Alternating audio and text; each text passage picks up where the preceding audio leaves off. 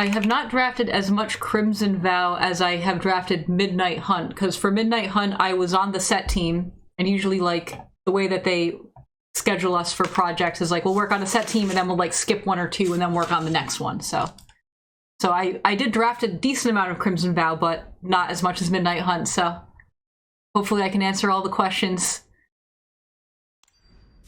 Okay, well, I like this. Being a part of Midnight Hunt, what did you think of the set? All right, let's see. That's a very broad question. I mean, was it, like, I know a lot of the people love it or hate it, really loved working on Eldraine because of the story and the flavor or whatever. So It doesn't need to be necessarily as a member of set design, but what did you think? Innistrad's a very beloved plane. Did that have any meaning to you? Yeah, all right, so I guess I'll just start talking here and see where the conversation goes. Who knows? But, yeah, I did like working on Midnight Hunt a lot. The lead of that set was Ian Duke, and it was his first lead in a while because previously he had been the lead of play design. And then he wanted to start lead designing sets, so that was his first one in a while. And he was a really fun person to work with. We think a lot alike about a lot of things because we actually played a lot of competitive Magic together back in the day. Like, we played at the same PTQs a lot, so like we had kind of a similar upbringing, so he was fun to work with. All right, anyway, on to actual Innistrad.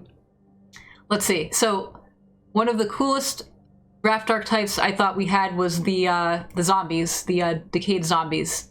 We used to call them fragile zombies before they got the name Decayed, so if I ever call a zombie a fragile zombie, that's what I mean. I almost said it just now, and I was like... That's a cool fit, behind the scenes. They're fragile. Like, they die very easily. Yeah, like, it was an archetype that played out just, like, very differently than your normal archetype, you know? Instead of doing, like, you know, creatures and attacking and stuff, like, these zombies were being used for different things, you know, like sacrificing to various effects or, like, tapping them to have them lose life and that kind of thing. And it was a very, like, interesting and unique way to play the game.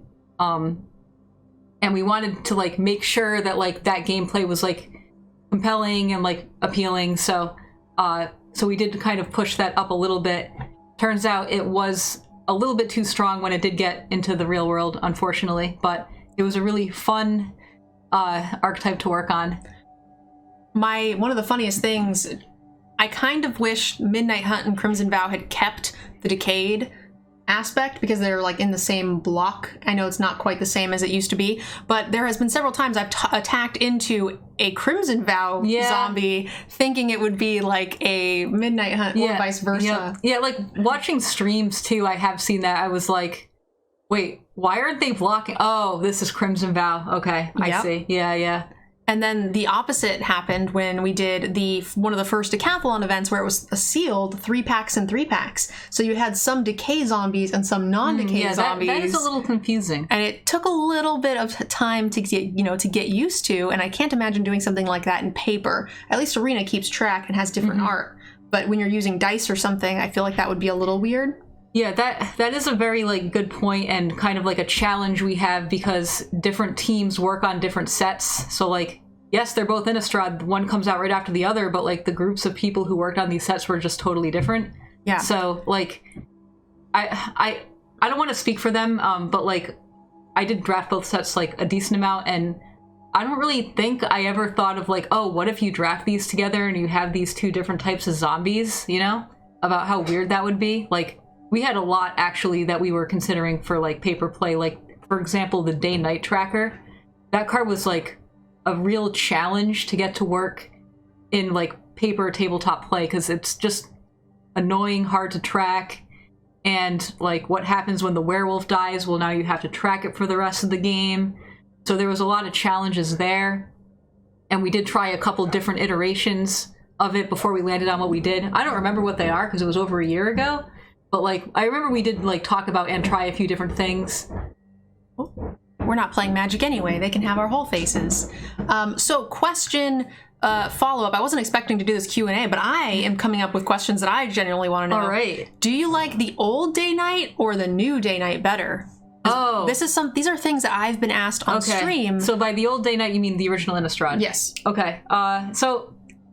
like, they both have their pros and cons. I think the biggest con with the new one is the tracking issue that I was just talking about. Okay. But the biggest pro is, like, you have more control over your werewolves. And I think that was, like, a really big, like, negative in the old Innistrad, because in the old Innistrad, you had this, like, you're playing your werewolves, and you're like, okay, I am going to pass my turn, I have all these instants, I'm going to flip my werewolves, and then I'm going to just have a really good following turn.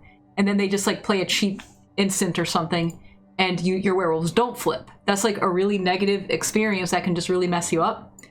So, for that reason, I like the new one better. I think, like that's just, like, a big enough problem where it's just, like, just really bad gameplay.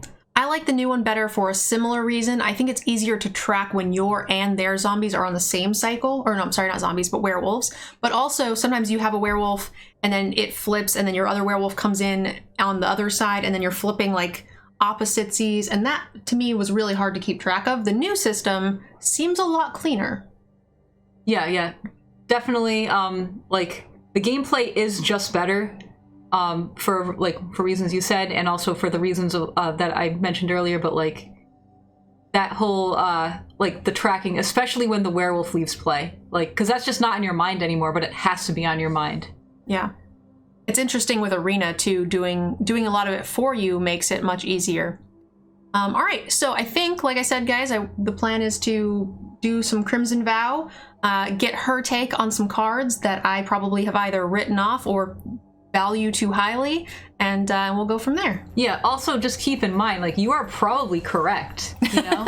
Because I played these cards so long ago, and, like, we also make changes a lot where, like, let's say during draft 5, red-green is too strong of an archetype, right? So maybe we'll, like, nerf some red and green cards, maybe buff, like, a card in, like, white, blue, and black or whatever. Well, now everything that we know about red-green is just totally different, right? So, like, you make enough of those changes, and then when the set actually releases, like, you kind of don't have a good idea of, like, what's the strongest and what's the weakest, etc. A lot of times, too, I think I've talked to you about this before, whereas, like, you will come in as more at the tail end, a little consulting, maybe helping playtest a little bit, but you weren't necessarily through the whole thing of the, involved in the whole entire process. And then they make a bunch of changes at the end before it eventually goes live, right? So some of the cards are way different than what you experienced. Well, for me, my job was final design. So, like, even if I didn't work on a set team, I was always involved in, like, the tail end of, like, the limited format and stuff. Ventura Streams, thank you so much for the 5 gifted subs. Really, really appreciate it, hun. Ventura, I will be doing spins probably during, like, a mid-intermission break, but just so you guys know, I won't be doing them until then. Just want to keep the stream going smoothly. Okay, let's go ahead and draft some Crimson Vow.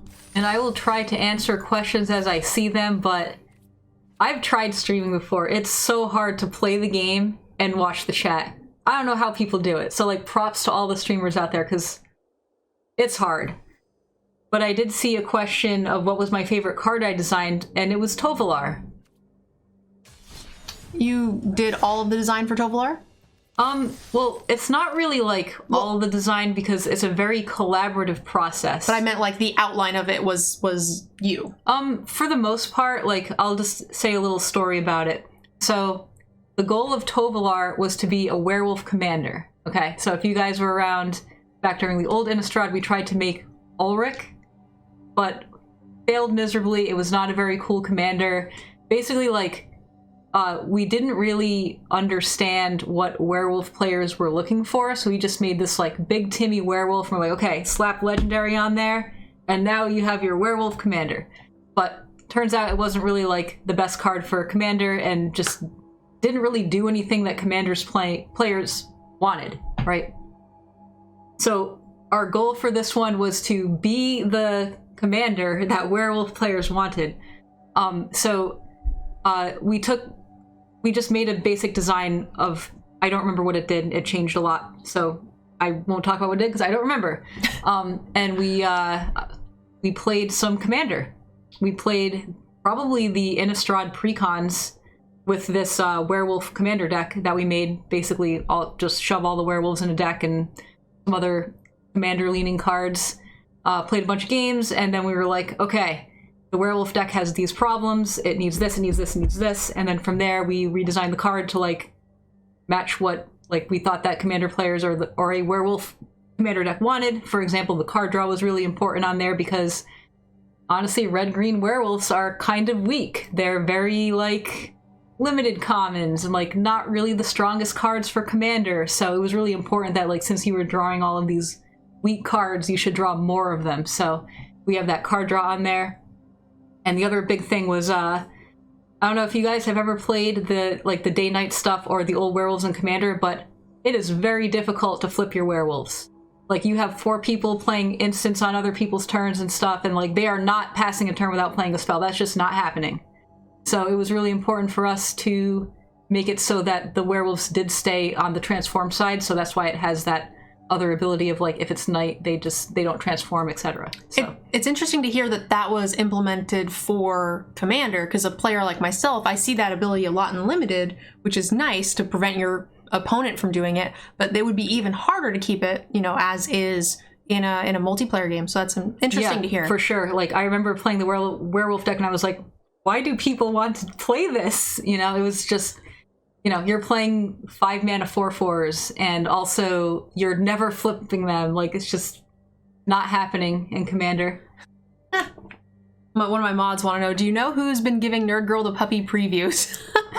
I don't think that would be in her department, but yeah, I keep getting the small dog previews. Yeah, and definitely I love it. Not me, but like I'm not surprised that she's getting those because like they do try to like match the right card to the right person, So like for example, like Marshall Sutcliffe always gets like the strong limited commons or like signpost on commons, that kind of thing, because he does a limited podcast, And like Tolarian gets the Tolarian scholar. Yeah, sure. Yeah, yeah, definitely. Like those are deliberately chosen based on the person for sure.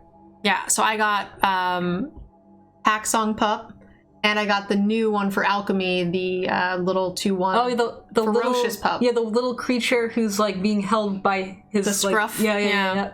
So I got both of those, and I'm like, this is not a coincidence. Someone at Wizards knows I have the cutest pup of all the time. Yes. Yep. All right, so let's go ahead and jump into it. We're gonna do the draft. Hold off on a little bit of your questions. You can still ask them, but this is going to be on a timer, so she will probably not give you a ton of attention until we get through the drafting process. And also, she's obsessed with the stuffed animal. I know what we need to get you for Christmas now. Well, honestly, I tried to get this for Christmas, but it was sold out on the Square Enix website, so... I got it at my last year at Comic-Con many, many moons ago. They had a booth that was based around the card game, but they had all their other swag and stuff. That's where I got those sleeves as well. Okay. Oh, I should have went to Comic-Con. They would have for sure had one there. That was probably in 2016, 17? Yeah. Comic-Con's weird these days. Agreed. But I have not gone to a convention since COVID started. Like, didn't go to PAX, didn't go to Comic-Con this year.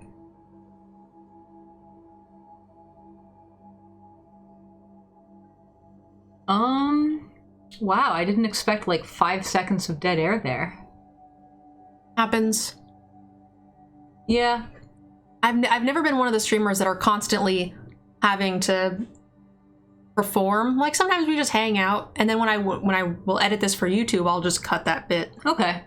Yeah, I've done things like coverage for GPs. I've done a few. Like, I didn't get super into coverage. I've maybe done 3 GPs, but it was really important to just always be saying things, like dead air is like really bad for coverage. So I would always try to like tell a story if like, people were tanking on their play or whatever. I hear mythic dragons are bad.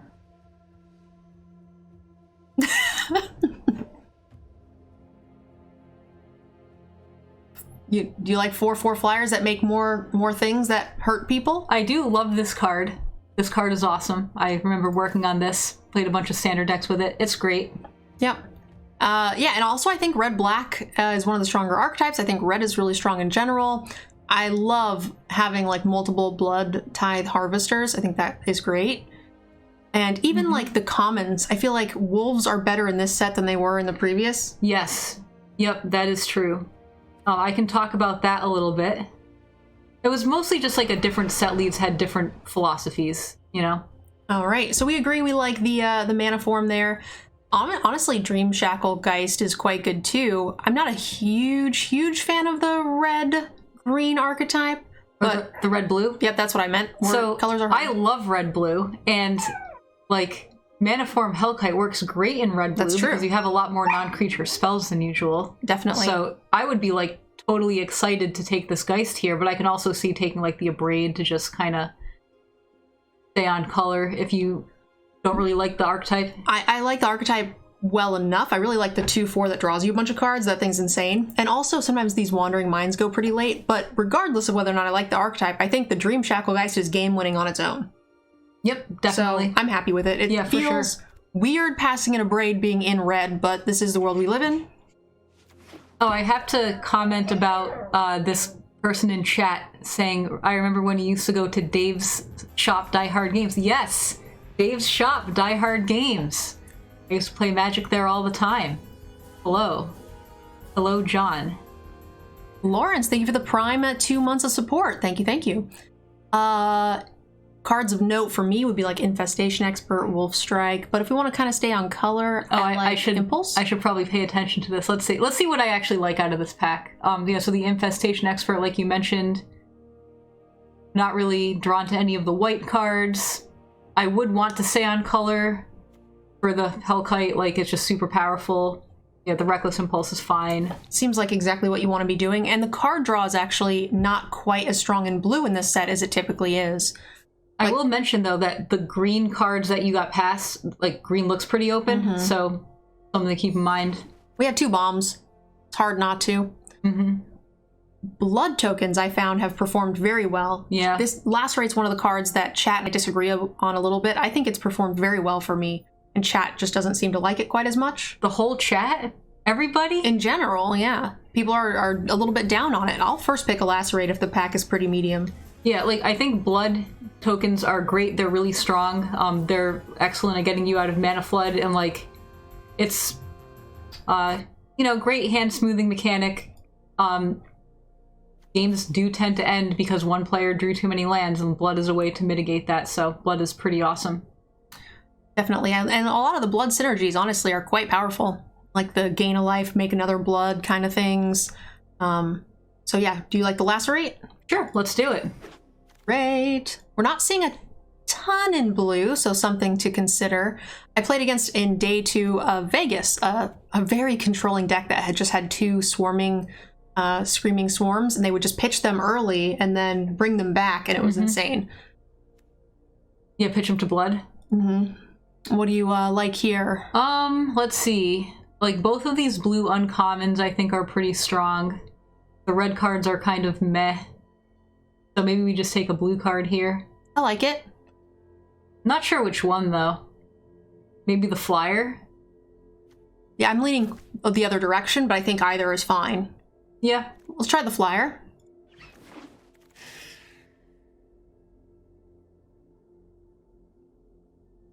Cool co-stream. Thank you both for arranging. Yay! We're gonna go have pillow fights and hang out afterwards. Have margaritas. Oh yeah, sure, margaritas, great. All right. The Dreadlight Monstrosity is okay. It's like a fine top end, but I'd rather have the Swarm. Yeah, the thing is, like, you have plenty of finishers for this early in the draft. You kind of need some support cards here, you know? Assistant? Yeah, Assistant, or even the Wretched Throng is something. If you get multiples of them, they're fine. If you get one, I probably would not play it, but, like, I can see arguments for either of these. All right, well, we'll see if it comes back around, or we get more than one, because they usually go kind of late. So we have a fair amount of cards. Both of these common reds are very playable, I think. This Hypnotist is fine, and both of these blue cards are also playable.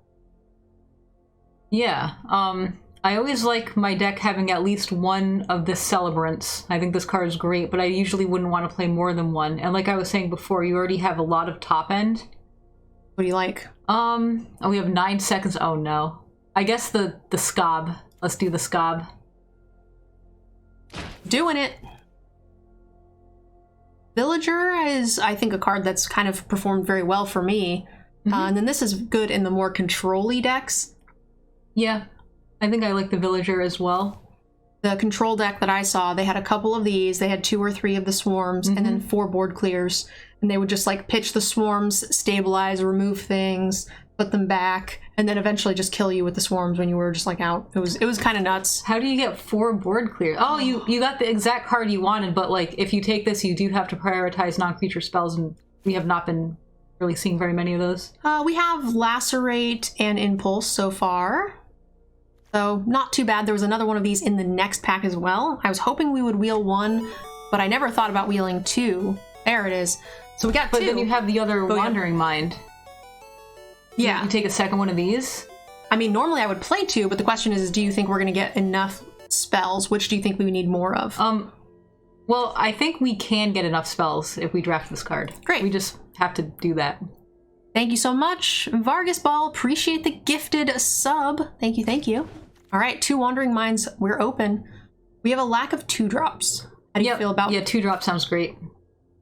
Yeah, we do need a lack of. We do have a lack of 2-drops, and curve is super important when drafting. Like you always have to be thinking about like, can you cast enough spells on each turn and that kind of thing.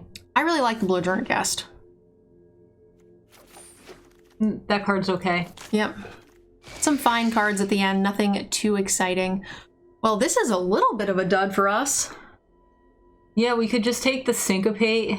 It's something to hit off of Wandering Mind. Yep.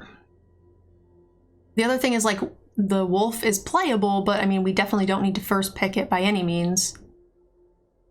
Oh, the Lightning Wolf. Yeah. Nah, we'll get one later if we really want one. I think that card's like kind of filler. It's Agreed. Fine, but it's not really like, oh, I've read, so I should first pick this. I definitely think it's filler. We have 2 solid 4s already. We don't have to have any more than that. We're up to 240 viewers hanging out, and who are excited to see ya. Thanks for hanging out.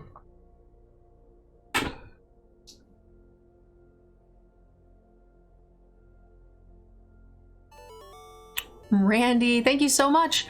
5 gifted subs. We will be doing spins for you and for Ventura after these drafting parts. So thank you, hon. Appreciate the gifted subs. At this rate, everyone's going to be a sub. You're a sub. You're a sub. Okay, what do we like here? Well, I don't like counter spells in werewolf formats. Maybe the Scattered Thoughts. You don't like Siphon Essence? I don't really like passing the turn in werewolf formats. You know what I mean? Yeah. Like, it's just like if your turn 3 is a counter and they've played a werewolf, then you are just behind. There's very few werewolves that will flip that early. There's only a couple, but... Although, on the other hand, this format is more bomb-heavy than... I like Siphon and Midnight Hunt. So maybe, like, we should prioritize the counter. Also, the blood token, I think, is not a 0 thing. Like, I've found it to be very useful. But we're getting so many of these Screaming Swarms. Thank you so much! Walk the Void! Appreciate the bits! This is a suite of braid, right? Oh, wow. Yeah, that's so lucky. I also wouldn't mind... I like the Skyward Warp Scab. Scob? You say Scob, I say Scab. I don't know which is correct. I'm assuming yours is. Yeah, I call it a Scob because Scab is spelt differently, so it's probably a Scob, right? I believe you. And I've heard other people call it that too, but also whatever. You can call it whatever you want. This rare is trash, right? Yeah, I think so. There's like 2 activated abilities or something that would be relevant. I mean, it just gets bigger and eats your cards if you want it to. Yeah, and only creature cards. Just take another villager? Sure, let's do it. Our 3-drop slot's awfully full, but... Yeah, but we probably don't need to play, like, Stitched Assistant, because we're not going to really exploit it in our deck. Agreed. The best cards in here, like Dormant Grove, Retribution, those are... I like this Wolf, the Runebound Wolf. I think that's going to be our choice just because we have no 2s. But... these other 2 cards are far and away better. I will also say, don't use my pronunciation as the correct pronunciation. I am probably wrong. Wow, we're going to counter all their stuff. Yeah, we might not play them both. If we end up with more Wandering Minds in the next pack, we might... Oh, I want to play the butt deck so badly. I have yet to play it, and I'm sad about it. Best of 1, we don't need a sideboard. No. We're not running 3 siphons. And we're probably not running 3 villagers, so maybe this pack is just whatever. We'll just take the uncommon for the vault value.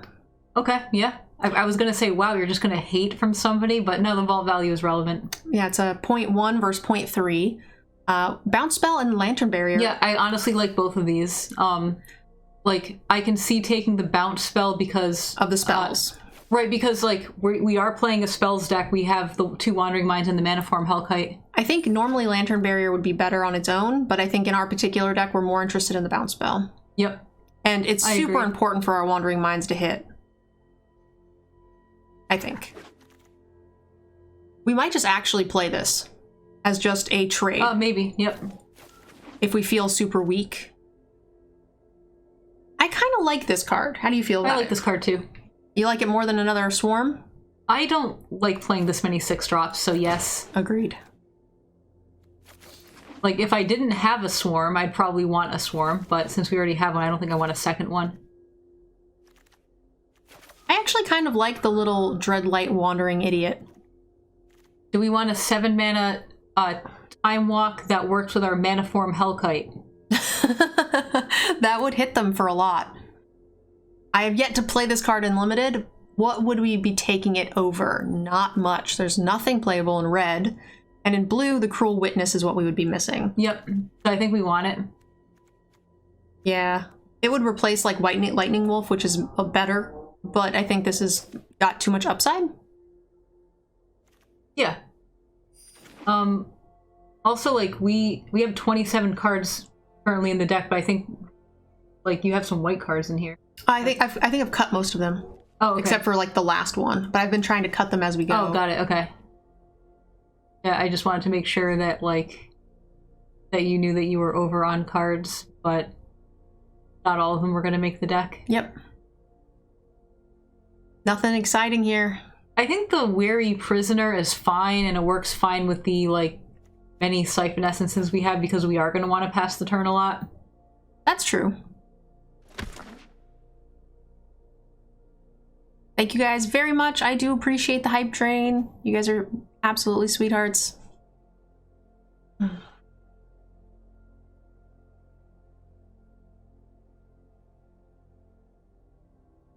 Now we got Corgi Butts.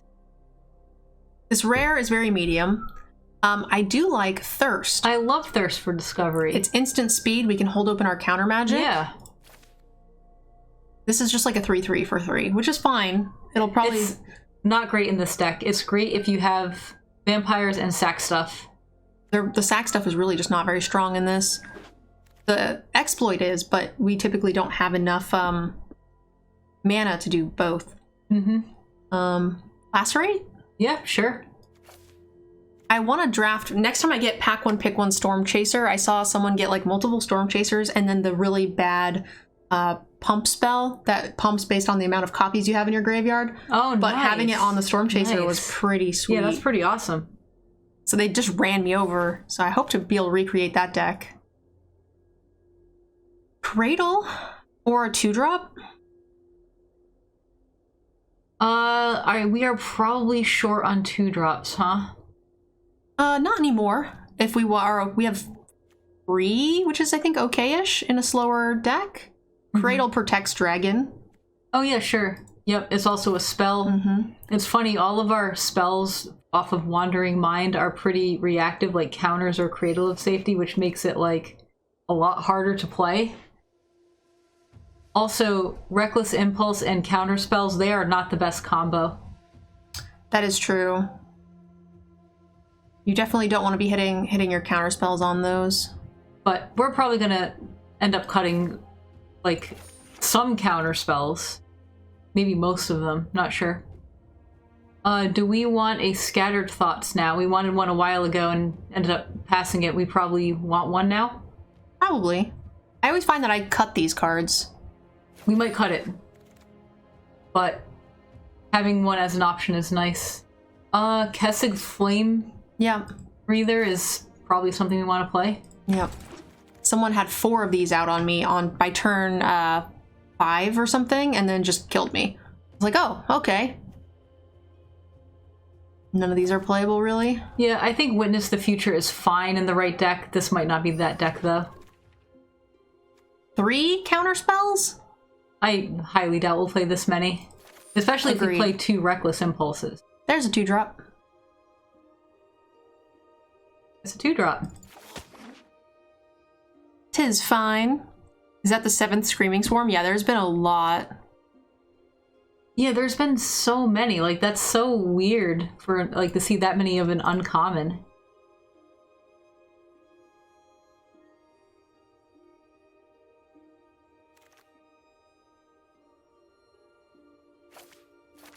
Probably not making the cut.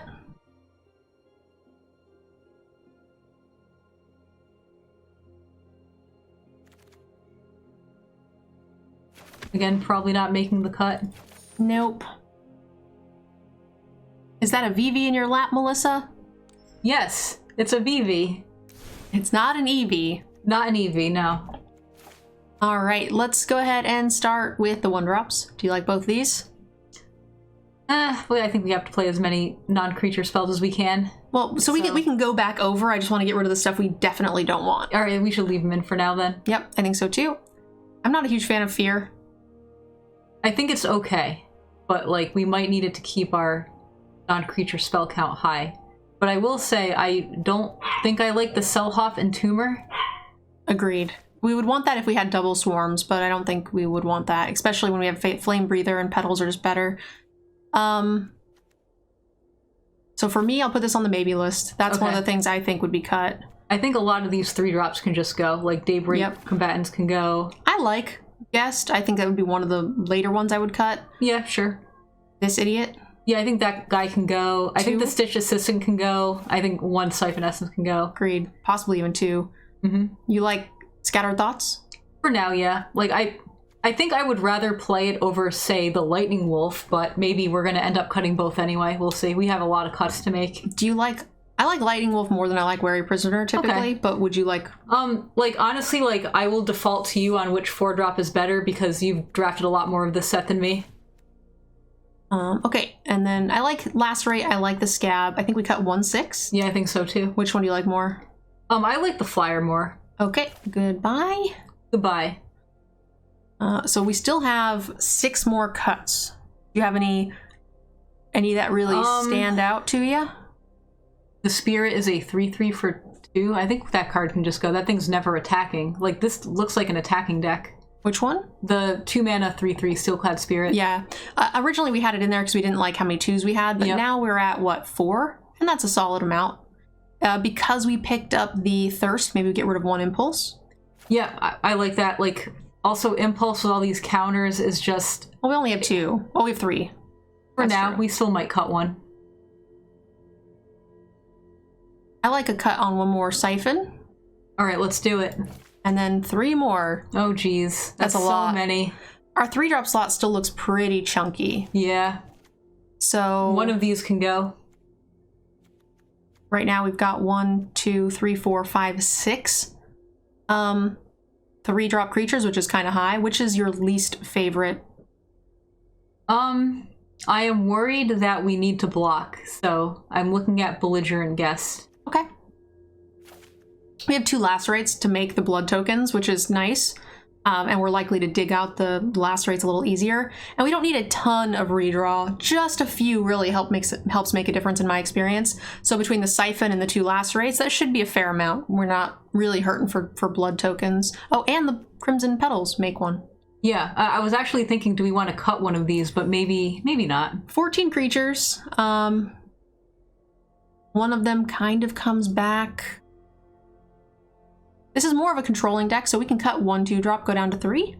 Yep, I can also see cutting the Alchemist Retrieval. Okay, I could be game for that. Yeah, like, so the question is, how many non-creature spells do we have, and is that enough for our Wandering Minds? For Maniform Hellkite, it's always going to be enough, because that's just a 4/4 flyer for 4 mana. Yes. So, like, you don't even need to make tokens with that. Right now we have, what, 9 non-creature spells? Is that the way that works? Yeah, we have 14 creatures. Oh, actually, here's an idea. Do we want this Repository Scob? Yeah, I think we do. sometimes it's just nice to get it out from under, like an Sigarda's Imprisonment or something along those lines. Yep. So I think it's probably Retrieval or a 2-drop. Yep, that looks good to me, but the question is which one? Do we want our Wandering Minds to be stronger, or do we want our early game to be stronger? That is a good question. The funny thing, too, is about, like, the bounce spell and the early game kind of go hand in hand with the tempo and the earlier aggressiveness. Yeah, that is true. I'm not the hugest fan of bounce spells in most limited decks, and the only reason why I would keep this card is because of the Wandering Mind, so maybe that's just the one to go. Okay. I think we have more than enough to hit on the Wandering Mind. It digs pretty deep. 6 cards. Yeah, that is a lot. Okay. All right. Mana base. 15-11.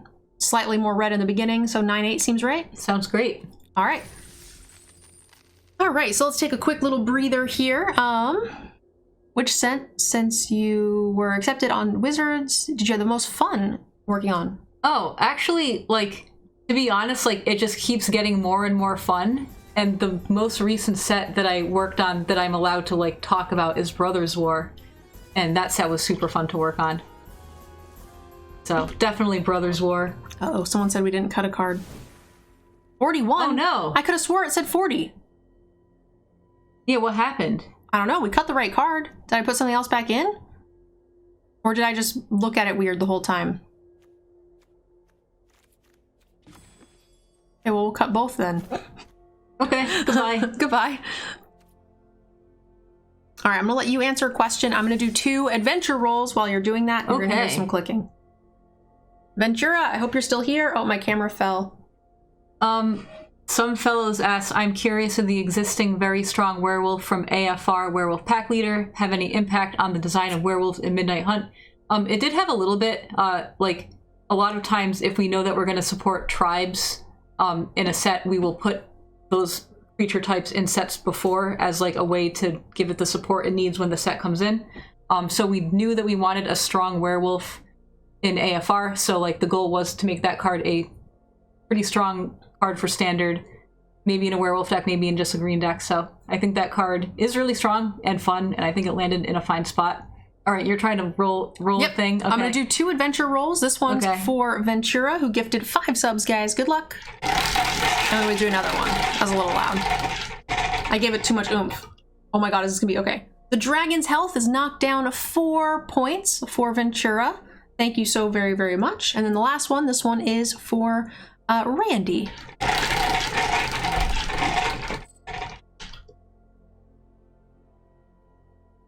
1 hour of gameplay. So Randy, you can pick any format for Magic or any game that I currently own, and let me know, message me on Discord, and we'll plan that. So that means you can pick World of Warcraft, Final Fantasy, Alchemy, whatever it is you want to play, and we'll make it happen. Thank you so much, Randy. Okay, we ready to play?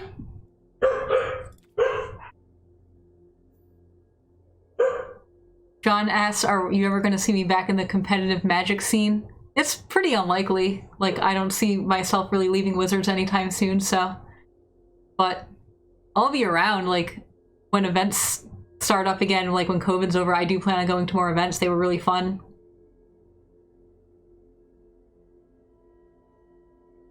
What are your names? I can tell you my name. My name is Melissa.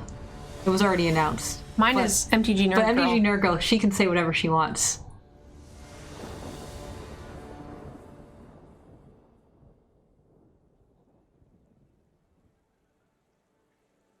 It is supposed to be Dragon's Health. I recently re-entered it because the holidays we changed it, and I apparently have a typo. You're the first to notice it, and it's been there for like a week. Okay. What do we think? We're on the draw. I think this hand is terrible. I agree. So sad.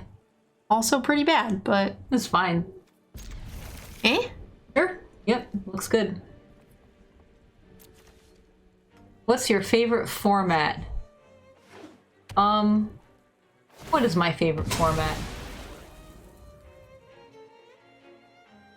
My favorite format is Booster Draft.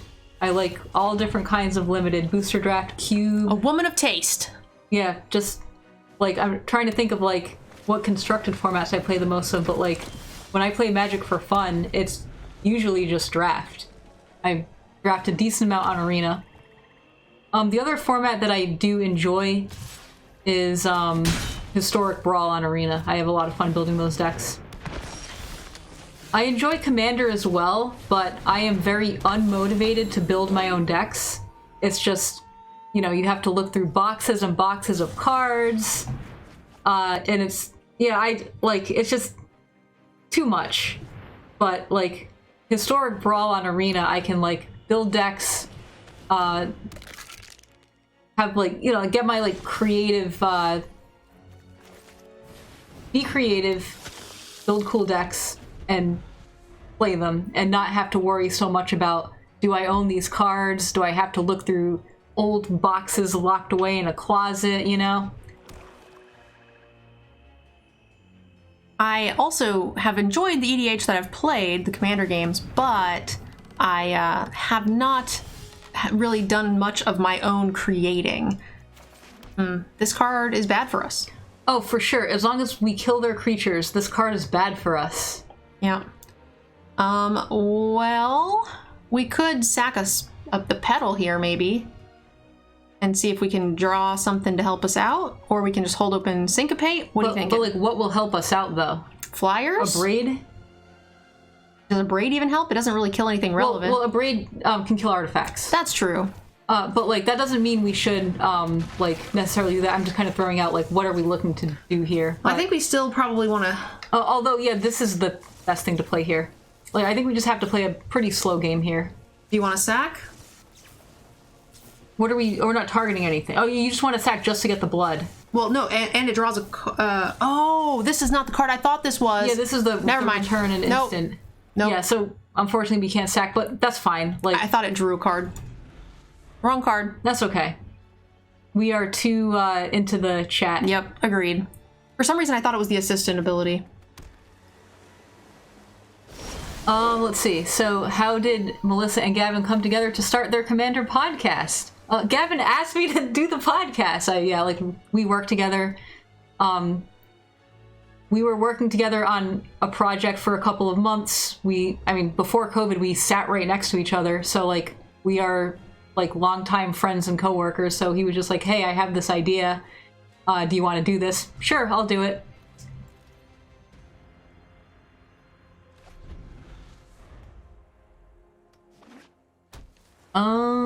I thought I saw something else. Has working for WotC changed your preference for types of decks? I would say not really. Like, I think, my range of decks that I like to play... What? Pause? Time out. Okay. We drew Hellkite. I won't be able to keep Cradle open or anything. I think we should wait. Do you think he has a counter? I bet this person has a counter. Even if they don't have a counter, I bet they have removal. Yeah. One or the other. Yeah, I think we can easily just... I think we can play it slow here. So do we... you like not attacking too? I don't... What does attacking really do, though? I think they might try to, like, double block here, and we can Cradle to kill the catapult, but, like, that's pretty minor. I'd rather save Cradle. Yeah, you can just... Right, yeah, saving Cradle. You only need one more land, so that makes sense. And, like, you have Syncopate for whatever they happen to do. Mm-hmm. All right, I was about to say something. I was about, like, the decks that I like to play. Yeah, I think my range was, like, pretty broad before Wizards. Like, I've played a lot of different decks.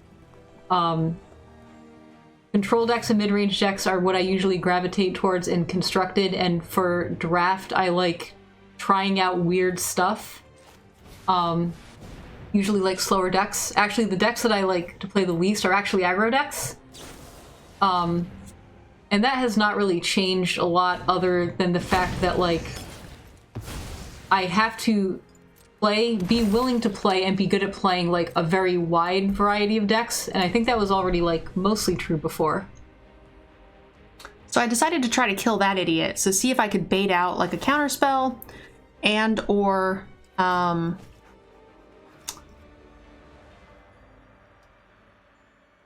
yeah, to bait out a counterspell or something, and also to stop the catapult from flipping anytime soon. But now they're going to start pitching creatures and then bringing them back. Yeah. Which is actually not that bad.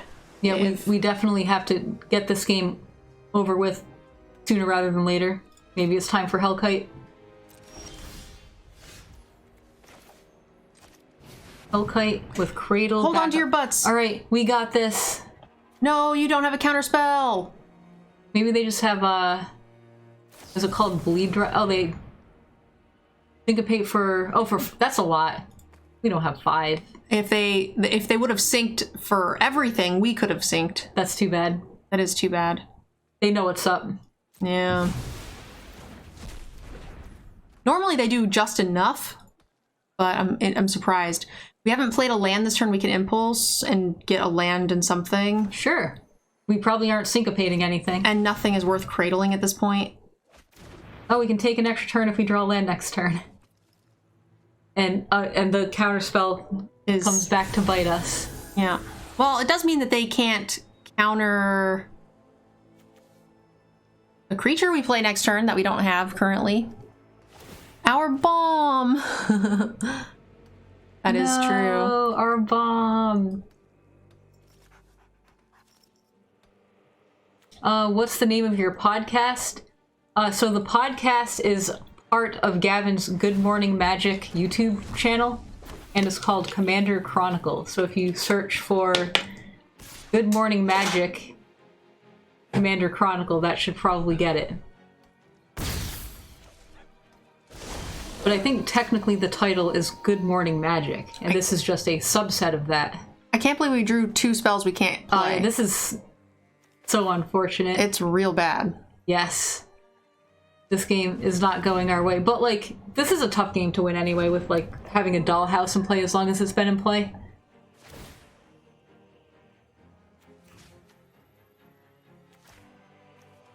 We're gonna probably have to lacerate this idiot before it gets too crazy. Goodbye, spells. Goodbye, we'll miss you. Definitely can't win the game.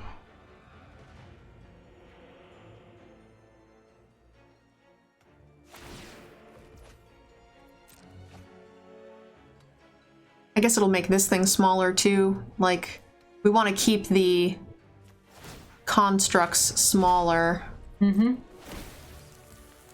Oh, and they get a blood token? Yeah. It's unfortunate. We are at a healthy life total. So we can kill this and then, you know, these will go down to 2/2s. The rest of their stuff is pretty not great. If they use the Blood Fountain, they're kind of losing steam on the dollhouse. So I don't know, we get to hit them for 3 a turn here. We hit an untapped land, we can lacerate, keep open, a counter for 1 and a cradle.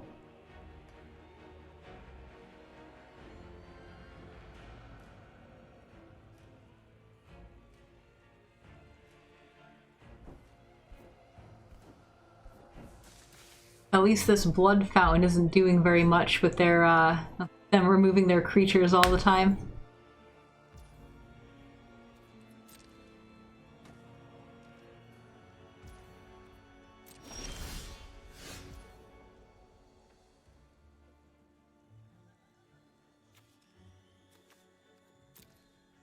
I don't like keeping these as 3/3s. This has no counters, but we can't lacerate and cradle, but we could Wandering Mind and cradle. How do you feel about that? Sure. Sounds good. I think if we lose the Dream Shackle Geist, we're dead. Yep. Yep, I agree. This is just a tough one to win. I'm trying to think of, like, how can you even come back from this position? We do have 5 power in the air. Yep. So and they don't have any more creatures in the graveyard, so, you know, if we get to untap, kill this, if they spend their entire turn with, like, a big removal spell, like a Grizzly... That is the hope. Yeah, and then we get to cradle that, then remove the Foreboding Statue, bring these things down.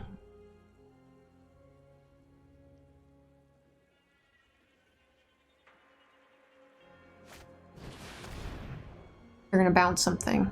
Okay. Well, we can at least use the cradle here. Yeah.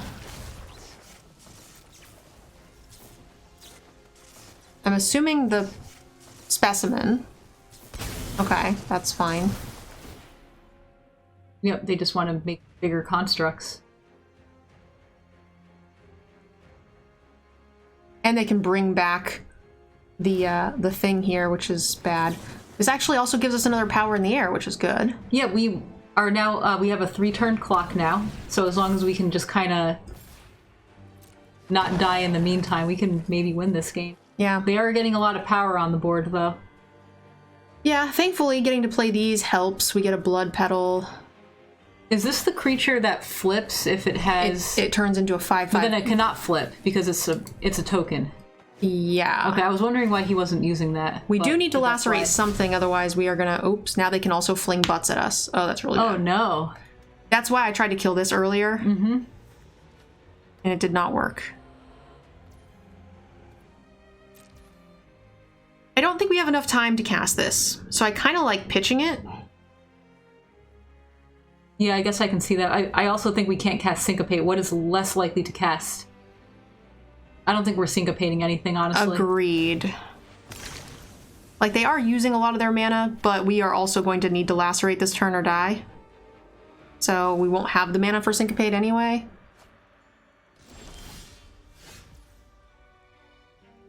Do you think we should lacerate the... oh, probably the Minister? Yeah, probably that one, yeah, because the other one can't attack. This one can attack. Oh, I thought that had Defender. Okay, no, that one can't attack. It's very good. Okay.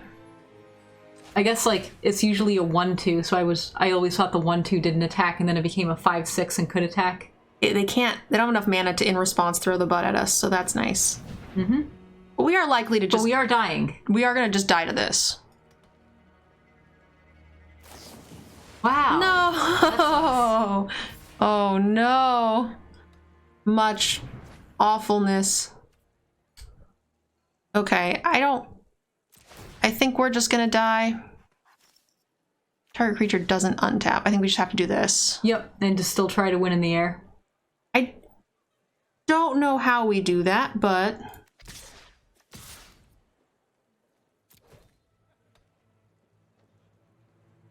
Yeah, we are not winning this race. Nope.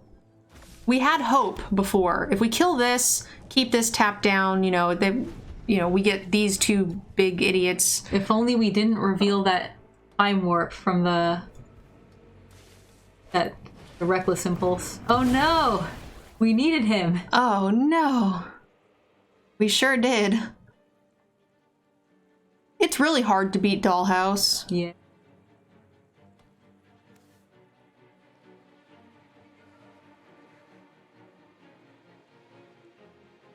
Catapult should not be instant speed. Hi, Z-Art. Hello.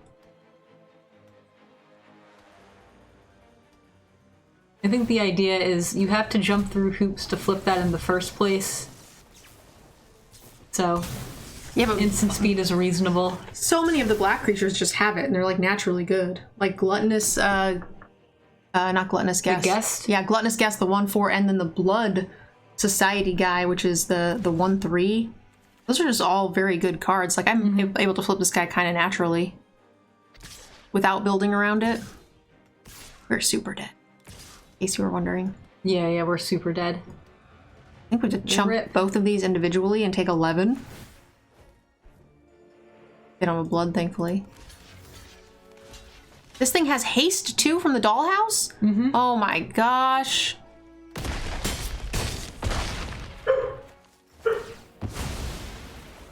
We already know this is on top. Yeah, there's nothing we can do here. Okay, well, we don't want that card. So... can't cast any of these things. It's not gonna matter. We don't have a board clear. But hey, we can draw a card. Concede! I don't know, I thought maybe we forgot about something. Hey, Duck is angry. Thank you. Did I miss an announcement? Oh, there it is. We got a $25 donation from Duck. Oh, nice. That's awesome. Thank you. Now we get to spin the wheel? adventure is out there. A random Steam game code. Duck messaged me here on Twitch, hun, and we're going to send you a random Steam game. Thank you very, very much. I try to get all highly rated games. Usually I pick them up in batches when things are on sale and such. So yeah, thank you very, very much. I do appreciate the support. Oh, that is super cool. That's a really neat prize. Yeah, there's the like Nerd Girl and Hammy playmat, which for some reason we're like 2 out of 6 spins or something crazy. And then the stickers, tokens, the Dragon's Health, these ones. Yeah, what does that mean? So the Dragon's Health, someone asked about it earlier too. Oh, we also mulliganed that game, I forgot. That was not bad. Yes. So when the Dragon's Health gets down, it starts at 100 health, and when it dies, we do a streamathon, which is 12-hour days every day for a whole week. Okay, wow. Yeah, big streams. Good luck to you. Oh wow, look at all these gifted subs. Z Art, thank you so much. We'll be doing 2 adventure rolls for you in just a little bit. We have a new thing going on too. They can't sign up until like 2 days from now, but every sub is also going to get a free altar sleeve with my art on it. Oh, nice. That's really cool. Who does the art? One of the artists that work for Altar Sleeve. Okay, yeah, I don't really know much about Altar Sleeve. But very cool. Vargas Ball, thank you for the gifted sub. Thank you, thank you. Okay. Well, we have a lot to do this game. Kind of like this. Sounds good. And then we let them attack 1 time, and then we can play the Geist and keep it tapped. Scab will be good against the white. They'll have multiple things that lock down our creatures.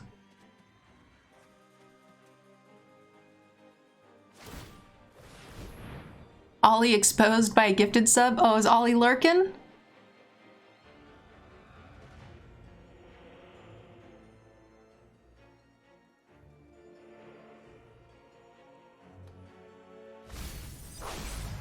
How do gifted subs work? Because sometimes I get gifted subs for streams I watched like 2 days ago, you know? So the way it works is it prioritizes people who are in the channel, but sometimes it will go outside of it and gift to other people as well.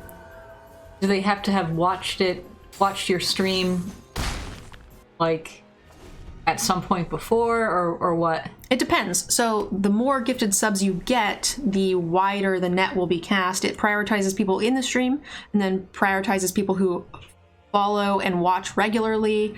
And then sometimes, you know, I have had a situation where we only had 20 people, 50 people in the channel, and we had a total of like 300 gifted subs. Oh, wow. So there wasn't enough people, so it starts going in a, you know, a much wider net. And then you might hit random people who have only been here once or something like that. But for the most part, it does prioritize people in the channel. Not Dunrick, thank you so much. I appreciate the 5 months of support. Thank you, thank you. It's the fear of death.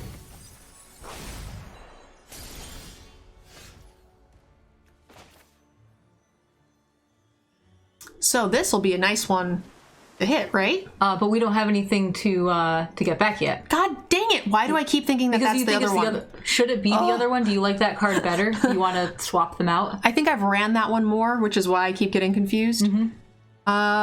Lightning Doggo? Or we can try to find a spell.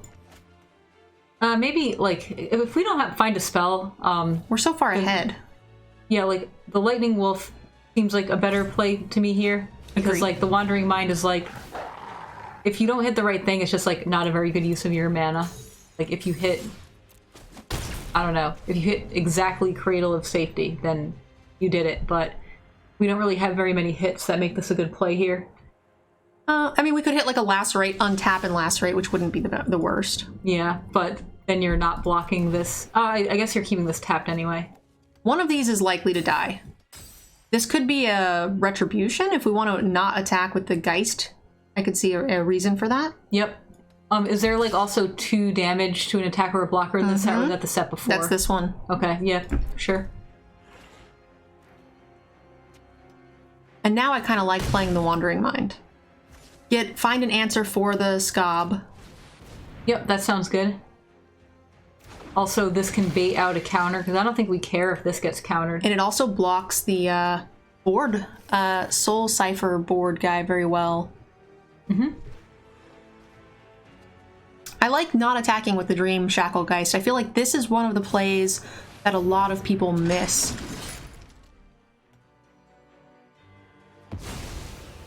Okay, what's under here? Creature. Alright, well, guess we're attacking in the air from now on. Also Wrath. Well, we don't really play around Wraths too much in Limited because they're rares, and playing around a rare more often than not will be more punishing than rewarding. So it's oftentimes just not worth it.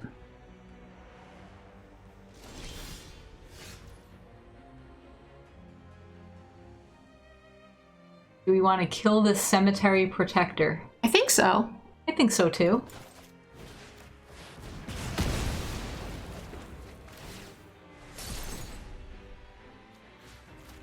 I don't really know if I want to trade Wolf for these two. Yeah, I guess you could have tapped one of them, but then they get to untap with two, which is not great. Agreed. Whereas we block well with both, I think that is fine. Okay.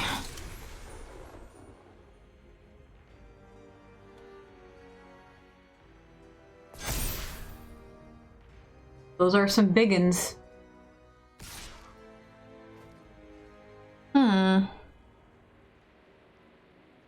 Well, we can't stop them from gaining life, unfortunately. No, but we could trade with it, but then they can suit this up next. But we also have a good attack with the doggo next turn if we wanted. Yeah, like, I can also see trading and then next turn playing the Scob to get the Lacerate back. We can also keep the other one locked down, so they won't gain life again. Yep. Okay, I like this. Oh, hello. That's a nice little bonus there. Yeah, we could really use a land here, but... Ooh, I didn't really think about it. It is night. How do you feel about Villager, which trades with this? This can't block, right? Can only block creatures with flying. Boo. So I was thinking maybe we want to tap this down instead. Oh, yeah, sure. Yeah, Villager makes sense. Villager Cradle. Hold open the cradle. And then do we want to keep this locked down so they can't gain, or do we want to tap down the Quartermaster, attack for 2? That doesn't seem super great. Yeah, attacking doesn't really seem great here. You probably just want to keep stuff tapped down this turn and try and assemble a board for attacks later.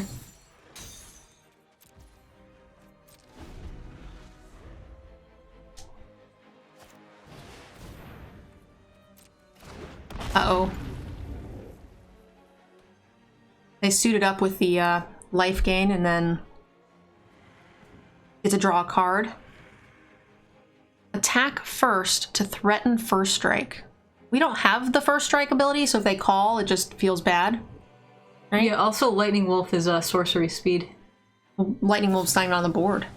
Oh, I just assumed that's what they were talking about, because that's the only first striker, right? I assume so. It's just a chat lethal, I think. The Sure Strike is in the format, and they're like, oh, just bluff the Sure Strike. Okay. Which seems real bad.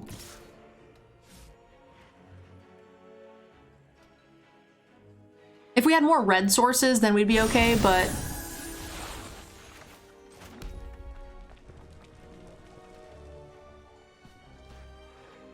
Okay, well, they just used a big, rare removal spell on us. So I think we're okay to mana form? Or do we want to... I mean, I could also see playing the Screaming Swarm.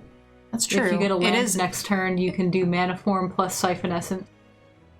And hold it open, you mean? Yeah. Mm-hmm. Okay.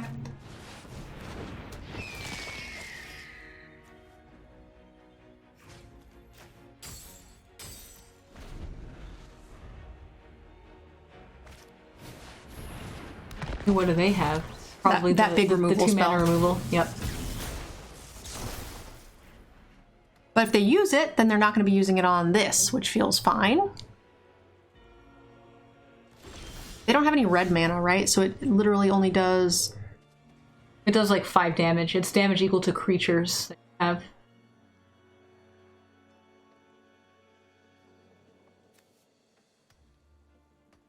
All right, we did not draw land, so we can exile. We cannot. So I think we just scab. What are we getting back again? What do we Lacerate. have? Yeah, sure.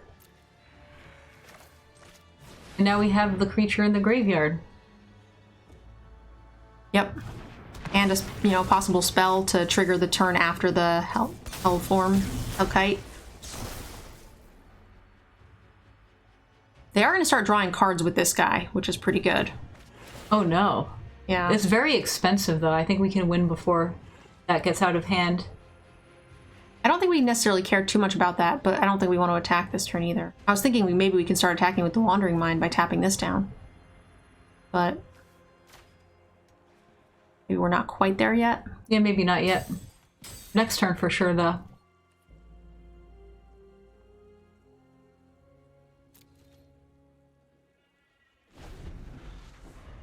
Shacklegeist is dead.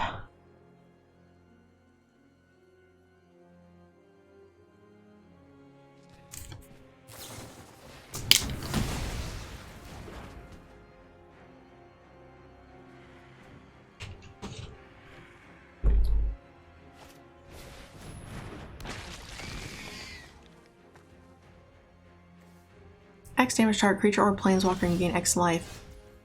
Okay, that's the cleave cost, I see. Mm-hmm. A braid is nice. Yeah, a braid is pretty nice. So do we want to just cast out? They can't counter it, and they've been kind of needing removal for a long time. Oh yeah, you're just trying to go for a big win next turn with the Hellkite? Yeah, we could lacerate in a braid next turn if we hit an untapped land. Yeah, sure, let's do it. I feel like they would have removed the Geist a while ago if they could have. Yep. Yep, it was pretty obvious that was their only removal. And white-blue is typically, like, light on permanent removal. Like, yeah. Usually it's, like, pacifisms or... If they pacify it this turn, they can exile it the following turn, but we'll still get a big turn with at least the lacerate. Mm-hmm. What does this do? +3/+3, +2/+2, +1/+1, and vigilance. They're going to gain oodles of life here. And attack us with this idiot. Which... Do you just block that? Because now he can't draw cards? I think so. And that was like his way to win the game? Mm-hmm. So I was actually thinking that would be our lacerate target. Mm-hmm. And now we can just kill one of the smaller flyers. Yeah. And then if we... Okay, so we hit untap land. So we could do all the things. But we can also just do... We can start with a braid and hold open counter for the next turn. Let's see. Let's see if we kill our opponent. So we're making a 5/5 and a 2/2. Let's start with lacerate because a braid is for... They can braid for... I'm sorry, they can siphon for 2. So we'll start here. Syncopate, yep. Yep, thank you. That's the one I was thinking of. So we'll start here. Now we probably want to abrade this in response, right? Because I don't think we want him to cast that card. Whenever you cast. So this will already work. Yes. So we might be okay with it because we're going to hit them for 4, 5, 6, 7, 8, 9, 10, 11, 12. Not quite. You're right. Yeah, but do we want them to cast the Quartermaster next turn? So I'm a little less worried about the Quartermaster as I am them drawing cards off the Storm Chaser. Well, we can just leave back a blocker for that if that's the concern. Well, no, but they draw a card every time they cast on it. So they can cast the Kindly Ancestor. You'd rather that? I think so. Okay. What do you guys think, chat? I'm kind of curious.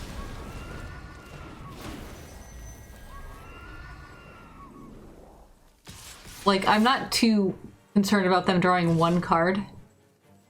And, like, if you are concerned, you can just leave back a blocker to make the life gain not relevant. You know? Like, you can, like, leave back the Mana Form Hellkite, for example. Yeah. If you're worried about or the Wandering Mind, life. which is less... Mm-hmm.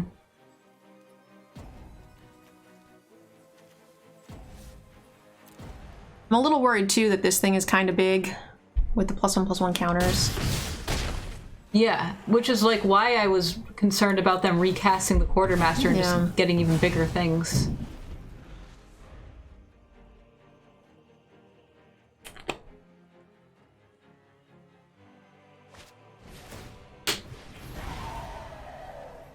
Don't draw removal, please. The Sky Scab here will be a really nice draw. And a nice blocker for their entire board, which is great. Not very many things in white-blue can attack through a 2/5. Yep. Even that can't. Yep.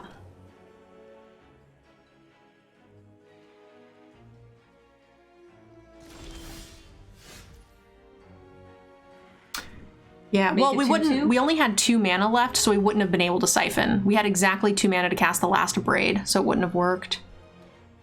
Make a 2/2, you said? Oh, I was gonna say, do we want to make a 2/2? I think we do. I think so, and we'll still have enough for the Sky Scab, unless we draw something that's just better, like more spells.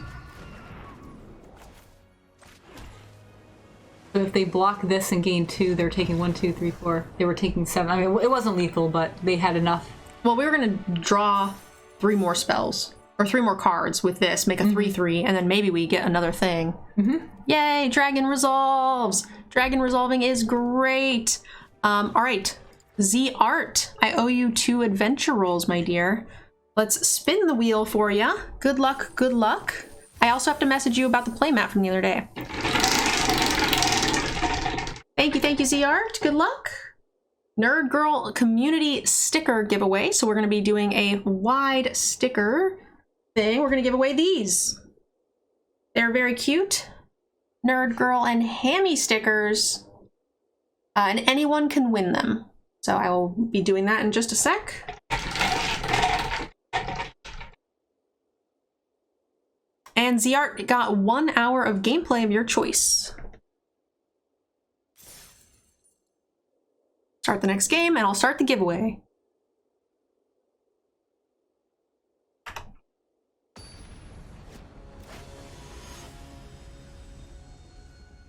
Boop, boop. All right, guys, exclamation ticket, you're good to go.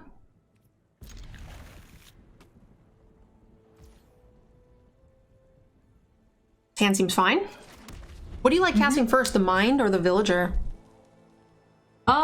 Let's say, assuming they're doing nothing. Assuming they're doing nothing, probably the Villager.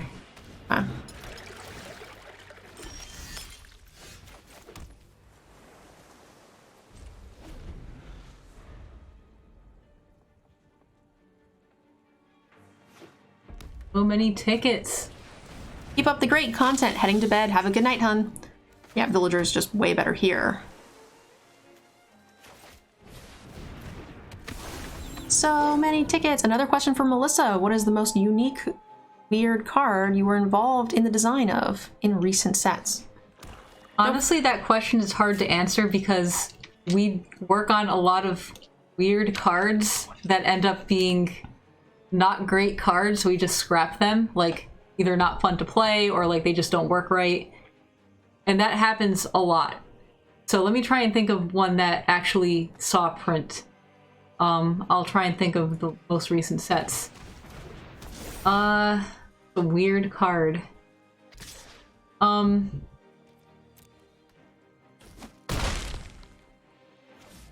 keep thinking about cards that aren't printed yet, so give me a minute. But I can't say those. There's a Braid this now.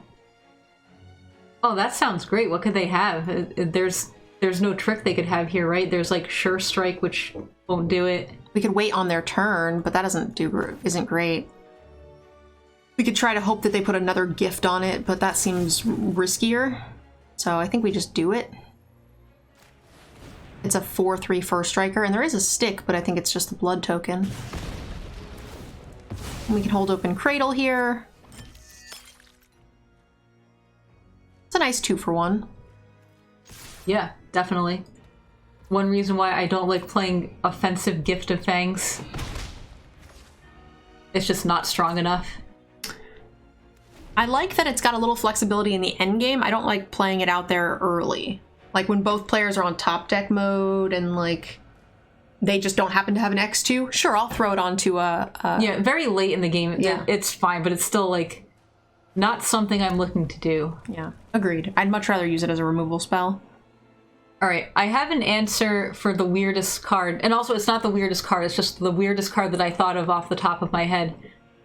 So in Theros Beyond Death, there is a black-red rare. Somebody please remind me what it does. In which one, Theros? Theros Beyond Death, yep. I don't remember that set at all. That set was so long ago.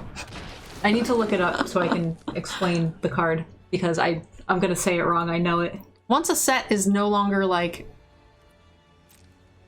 in the current, I'm no longer thinking about it. It is officially gone forever. I kind of like hit it like an impulse here to try to hit a land.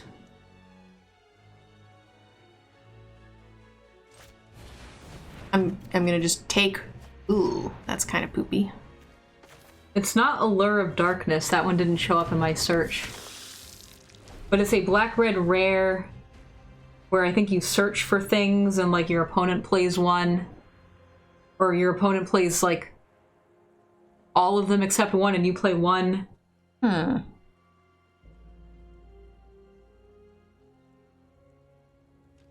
Somebody's got to know the name of it. Oh, that's it. Yeah. That's it. Oh, that card was so bizarre to build decks with.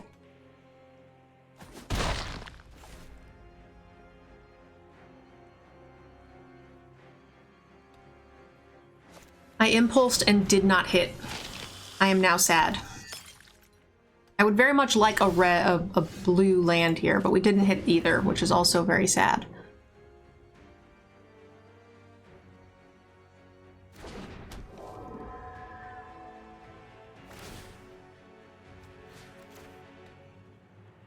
Walter Crumbcake. Yeah, I'm also looking forward to Brothers War. It was a really fun set to work on. I'm also very interested in knowing what percentage of Magic players knows what Brothers War is. No, I did not going into it. So I polled my housemates, who consist of one very enfranchised Magic player who worked at Wizards for 8 years, two, another very enfranchised Magic player works at Wizards right now. The third one, another very enfranchised Magic player, never worked at Wizards, and the other one is like a pretty new player, and like the only people who knew what Brothers War was the Wizards people, and the others just didn't, even though like one of them played Magic for like 12 years. 10 years? I don't know. At least 10 years. Like, Brothers War is just not something that is like talked about in Magic communities very much. It's just so old.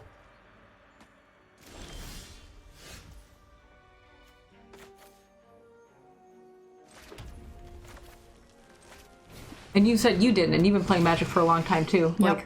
Like how many years? I'm guessing more than 10. I've been playing since 2000. That is like now a very large number of years. Kitchen table, right? Like I didn't start playing competitive until 2011, and going to like events and stuff. Mm-hmm. Yeah, 'cause I think we met at one of those events in 2011. Actually, we did not. We did not. Okay. We met and hung out like in 2012. We did like a team draft from like a similar circle. Okay, close enough. Yeah, close enough. Ish. I remember that was when I first drafted with you. Yeah, like the Brothers War is from the early I guess the mid 90s. It's like if you count the early 90s as like 95 because Magic started in 93, and I started playing in 97, and I didn't know what the Brothers War was, but I remember seeing like Urza and Mishra, maybe Mishra, I think, or like Baron or some other guy on Magic cards from Urza Saga, and I was like, oh, who are these people? Oh, they're Urza and Mishra from the Brothers War. I was like, what's the Brothers War? It's an old novel. Okay, I'll move on with my life. I don't care. You know? Everybody was very excited, and it wasn't something that I had heard of going into this either.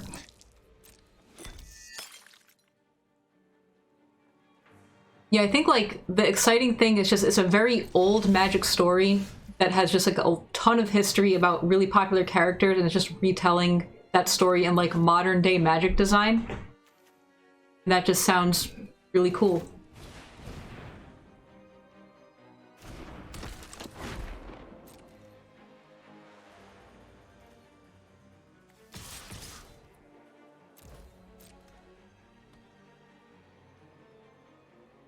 Urza's Saga gave us Tron. No, that was from Antiquities. That was from, like, very early days of Magic. Urza's Saga gave us Tolarian Academy.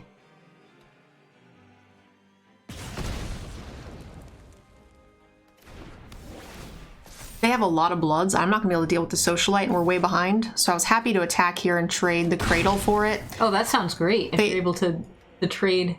Yeah. I figured worst case scenario, they don't trade, and we can hold open the Siphon and the Cradle. So that works okay. They know we have the Syncopate because we got it off the Wandering Mind. Yeah, that sounds like a great trade. You now have a bigger first striker too. I do know Evan was very, very excited when he heard about Brothers War. That makes sense. He's been playing forever. Yeah. Like, anybody who's been playing Magic since the 90s, I'm sure will be excited about it. That's a good question. ZArt says, what is your favorite part of the job? What brings you most joy? Wow. What a question. Well, Magic did bring me, like, years and years of joy, and I really love that I can, like, help shape the game to, like, make you guys experience that joy. Like, Magic did so much for me, and I love the fact that I get to work on a game that, like, shaped me the way that it did, and, like, it was just very impactful for me. So happy to work on a game that, like, just did so much for me, and, like, now I get to share that with all of you guys.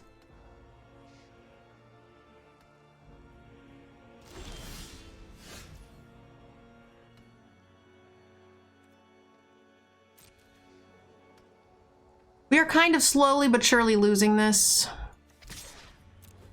I don't know if I should hold open the Syncopates and stuff or what. I think we should trade the Petal now for sure. I don't think we should play this. I think I should hold open my 2 counter spells. We can't draw off of it anyway. Oh, are we losing? A little bit. I haven't been paying the most amount of attention, but we seem to be okay. We have so many counters. Yeah, they know about the 1, so it's never going to get good value. That's unfortunate, yeah.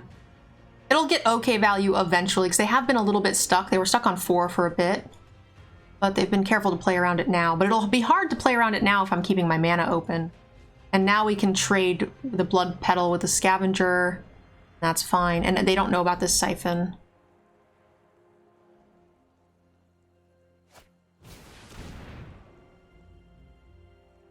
I'm thinking we should just Siphon this while we can. Yeah, and then you can discard the Syncopate. Oh, you're saying Syncopate. Syncopate, yeah. Okay. Because they know about it, so... Yeah, does that mean this is bait, or am I just overthinking that? Well, I think it is bait. But what are they going to play for 2 mana? Right? Yeah. So maybe Syncopate and then Siphon next turn is fine here. I was thinking they'll always continue to play around it. Mm-hmm. I'm surprised that they didn't play around it, which means this has got to be bait. Yeah. They played around it very cautiously before. I'm thinking they want to get it out of our hand to slam something bigger next turn, and we'll get them with the Siphon. Yeah, that sounds good.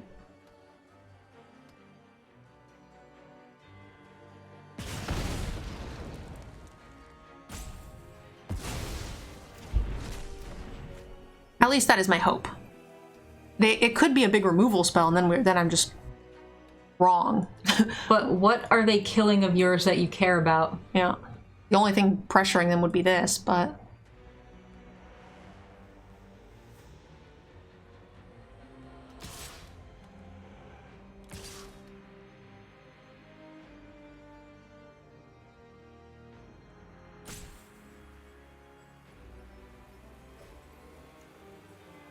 That is a zombie. We could just only block with this to give them 1 zombie. Mm-hmm. Like this, you think? It depends on how valuable the flame breather is going to be, like, in the future. Probably not. You only have 1 spell left. Yeah, and it's the only thing. This is the only thing that really contests the Scavenger super well. Mm-hmm. We go to 5, which is a little risky, especially when we know they can get the Scavenger back. Ouch. Yep, you're right. But we can always Siphon Essence. We can hopefully, later. we can hopefully Siphon that. And it's going to take a lot of turns. The Blood Fountain is pretty expensive. Yes.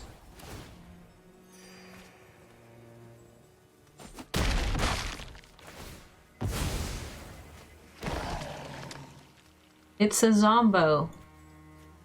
We still cannot do this thing. So the question is, do we think they were just playing a creature, or should we just slam a big flyer? Like, we think that they were baiting, right, when they played the... Yeah, like, I feel like you just want to get the flyer down, because what if their thing was removal anyway? Yeah. Alright, here's a question for both of us. If you could be a vampire, werewolf, or witch, what would you be and why? I would be a vampire. Because they live forever. We don't really want to mill them, because they have this blood fountain. Right? Oh, yeah, maybe not. Do we want to mill ourselves? I think it's just better. Like, we have no reason to want to mill ourselves, except for we just don't want them to have... Well, we have to mill somebody. We don't want them to have the option, right? Yeah, so we just mill ourselves. Done. Got it. Yeah, like vampire. Not only do you get to live forever, you don't have to worry about eating food anymore. Maybe you have to, like, worry about it in a different way.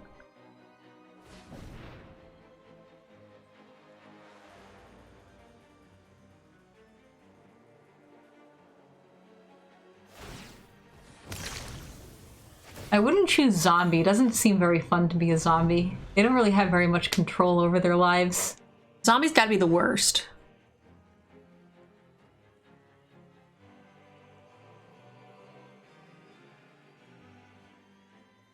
Oh, Ninjari, there you are. I thought Nerd Girl was already a vampire. I actually just tried to @at you and I didn't see your name pop up. So Ninjari is the one we were supposed to be checking out that other game for, but I was poking around and didn't see him in the channel list, which is very strange.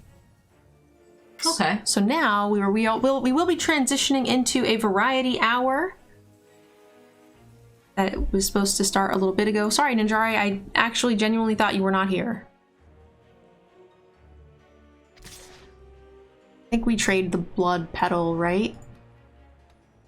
I think their plan is probably to try to, like, siphon us out with it.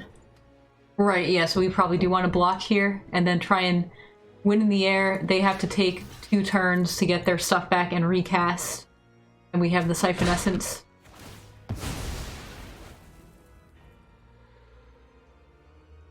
Maybe it was Hammy.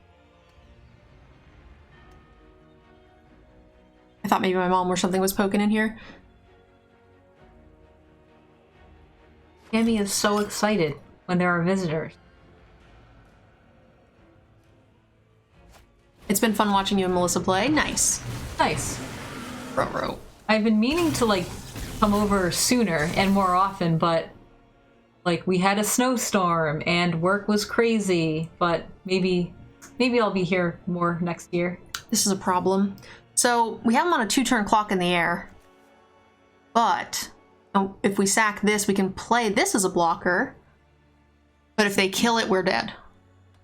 So I think we will need 2 blockers. So I think we should kill the Wandering Mind.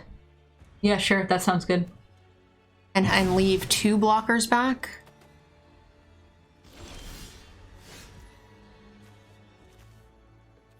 Let's just draw a card. Mm-hmm.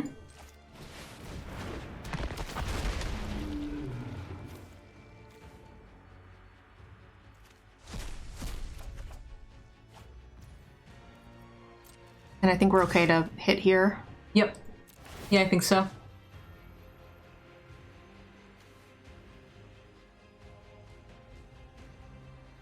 Yeah, I don't see a reason to continuing wanting to let them have more options for their blood fountain. Yeah.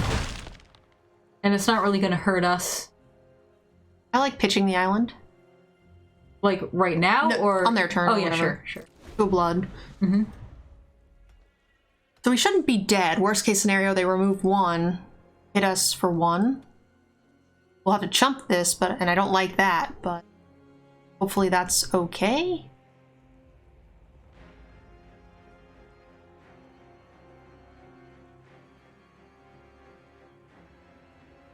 If you could create a vanity legendary creature yourself, what would it be? Anything your EDH heart desires. Oh, wow. This is for you to answer. I have no idea. Man, I called it. Yep. Now they can get in with both if they want. Yeah, that's why I was saying we would take one here. We have to chump this, unfortunately. Oh, maybe we shouldn't pitch the land then, because we might want a Lightning Wolf and Siphon Essence. That's true. I was hoping to dig for removal, but you're right, maybe that's just too greedy. Yeah, we just need to survive one turn. Oh no, that's not good One news. damage. And it's a tap ability, so... And it's a very expensive one. Yeah. So no pitch. Oh, that's game. Is it? Do we have enough mana? It's 7, right? Is it not 7? 4, 5, 6, 7. It is. Hooray. Oh my gosh, did we really? Well, we knew that card was in our deck, so... I did forget, admittedly. Yeah, I did too. Technically, we only need to cast it for the one. Because it's just, we actually... Technically, we don't need to cleave, yes. We can cast it for the Final Fortune mode. This person's probably like, I was not playing standard for a reason, and they just got extra turned. Nice! Mission accomplished! I think We they're might have won that game anyway. We might have, yeah, depending.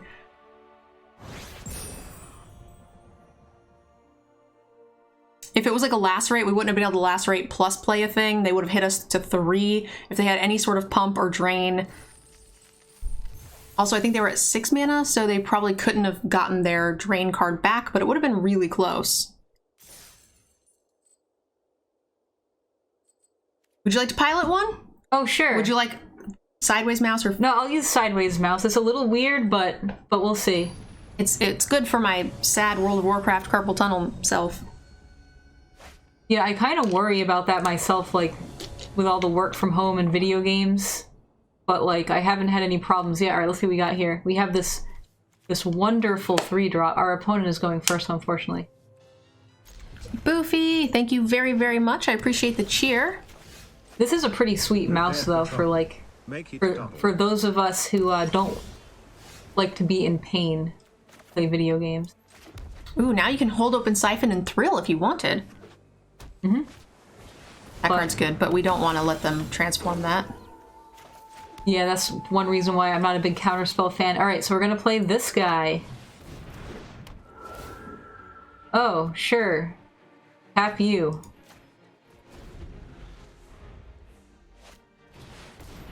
This becomes a copy of something? Oh, that card's Oh, it becomes a copy of that. Yeah, yep, okay.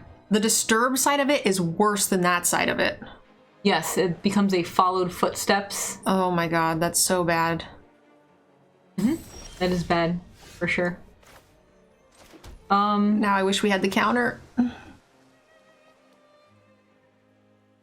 I don't think we can attack it. We can just keep this thing tapped down and maybe play this guy. Yeah, I think so.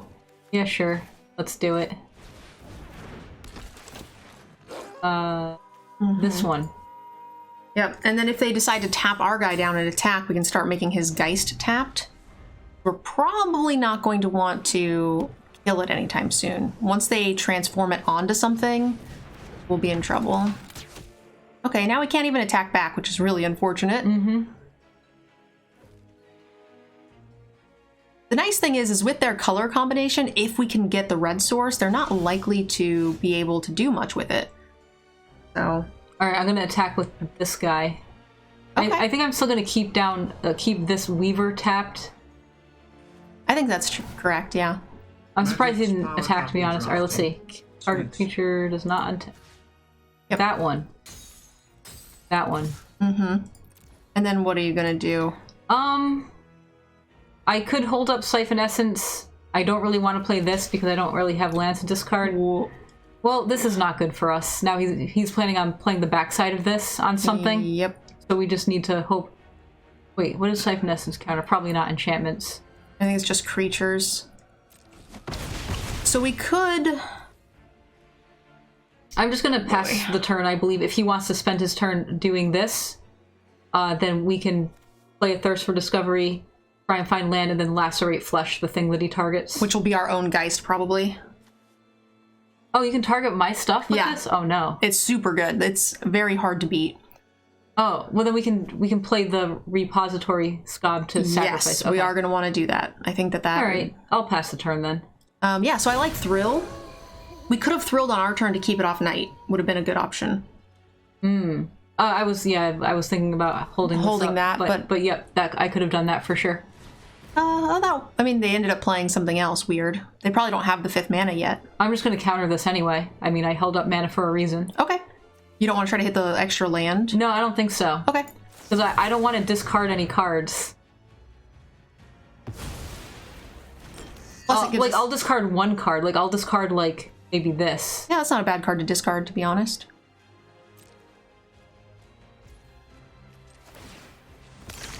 Brainiac and Boofy, thank you very, very much. I do appreciate the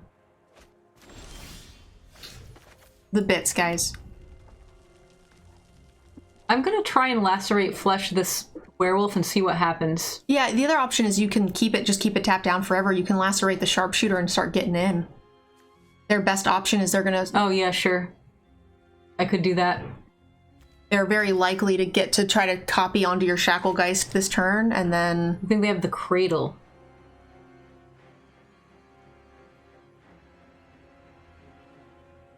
Then I can't tap anything. They are light on mana, and if we are going to lose the Geist the next turn, maybe the Werewolf is the best card to get rid of. Alright, let's do it. Target this one. Hold your butts! No Siphon or Syncopate. Oh, no, they have it. They have Syncopate. No, they have the Cradle. Oh, it's Syncopate. Okay. Oh. Alright, great. I will continue to keep it tapped forever. This thing tapped forever and not attack this turn. Great.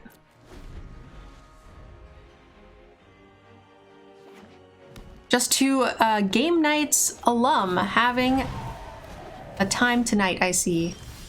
Kill it. So Kill now, it first we can... I guess they won't attack.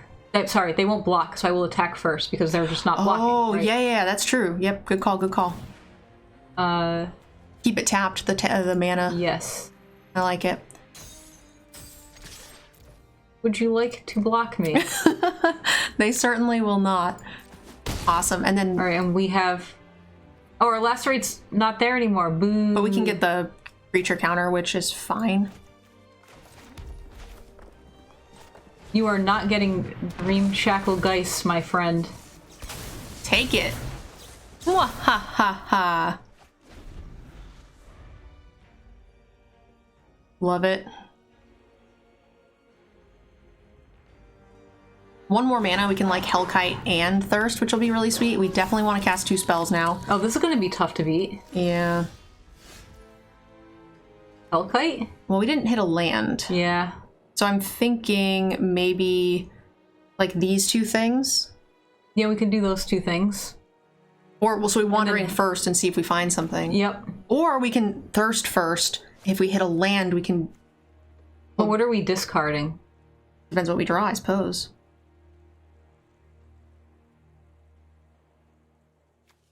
We might have a better 4-drop we want to cast with the Thirst.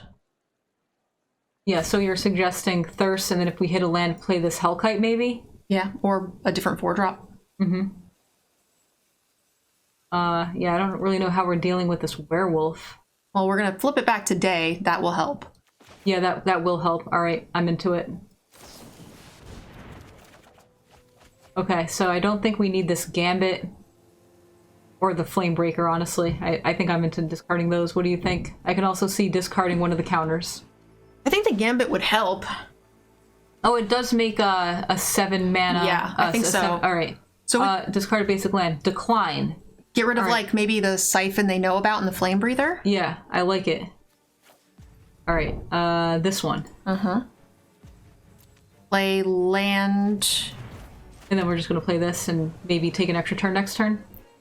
Yeah, that's true. Hope that they don't have a fight spell. Yeah, well, it's hard to play around that. And their fight spell doesn't kill it on its own. The fight spell, it needs to be night to get pumped. But they could upkeep stop it, and that would suck. Ooh. I was thinking we wanted to play the Wandering Mind first, but this is tough. Mm-hmm. The other one's definitely more mana efficient, and we could just win with the Alchemist Gambit if they don't have a removal spell. And they used a black removal spell? What the heck? Yeah, didn't see that coming, huh? Oh.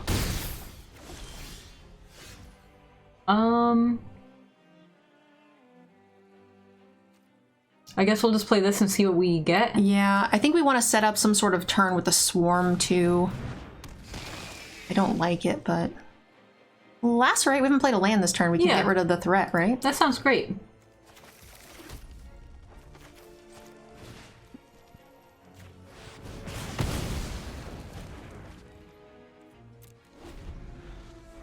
Yeah, maybe at some point we get this back. And maybe that's when we can gambit.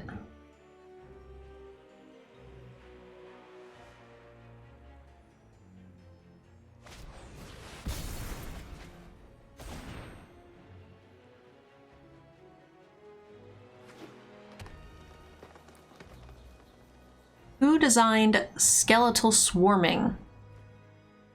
Is that the black-green... Wait, which one is... I was thinking skeletal scrying, that's... I think skeletal swarming is the one that makes out 2 1/1s or a 1/1/1 or 1/2/1 every turn. They get plus X plus O, where X is the number of them or something weird. What do we got here? Mila card. Oh, which set is that from? Maybe we play Rune-bound Wolf, put swarming back in. And then keep up Syncopate? Yeah, sure. That sounds good to me. Sync for 2. They don't have a ton of mana. They've been using it every turn. Yeah. Well, they did just draw 3, so they'll probably be playing lands now. I wasn't sure if that might be a sorcery speed. Oh, you know, I didn't check, but I should have because it could have been. Is it? It's not. Okay, great.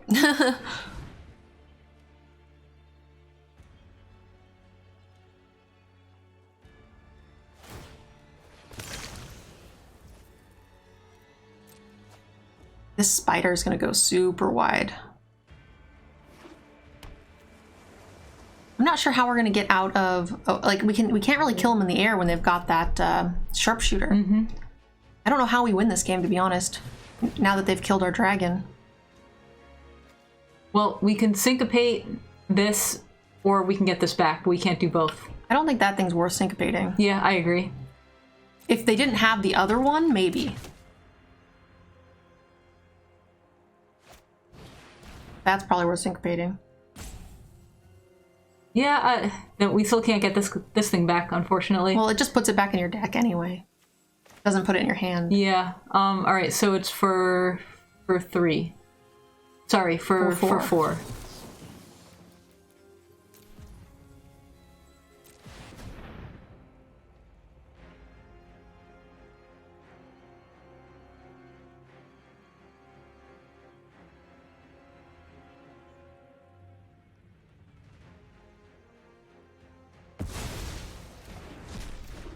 So how far does that swarming put?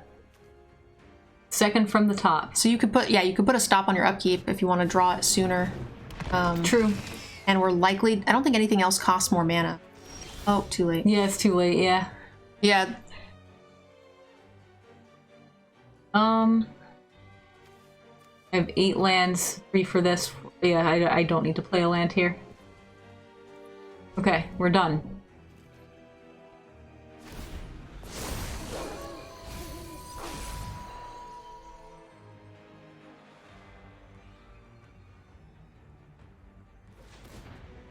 And yeah, I probably did want to draw it sooner, so that is unfortunate.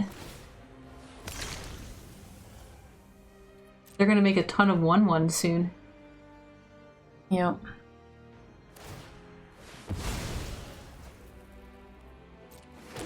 Six of them.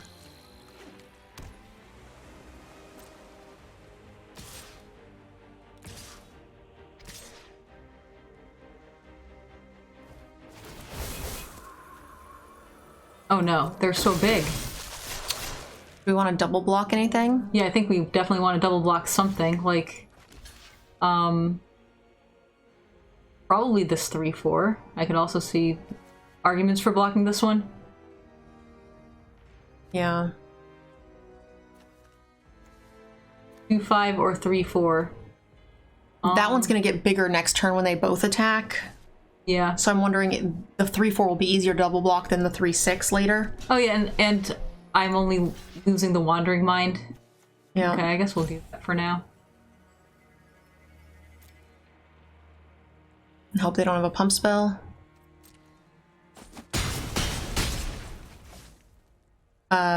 Swarm and yeah, wolf. swarm first, so I don't mess up.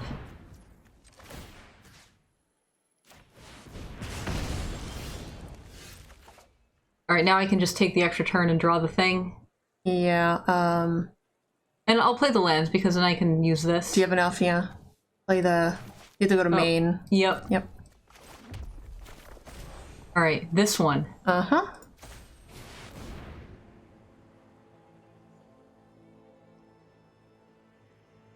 We'll have 3 blockers.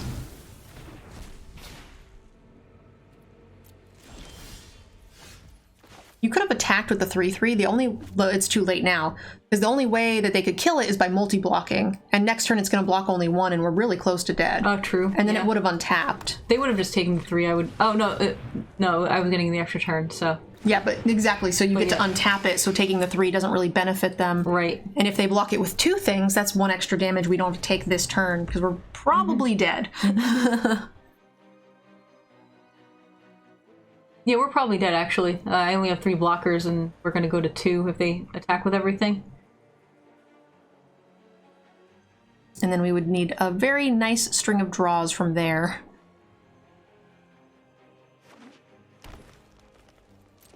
I mean, they could not attack.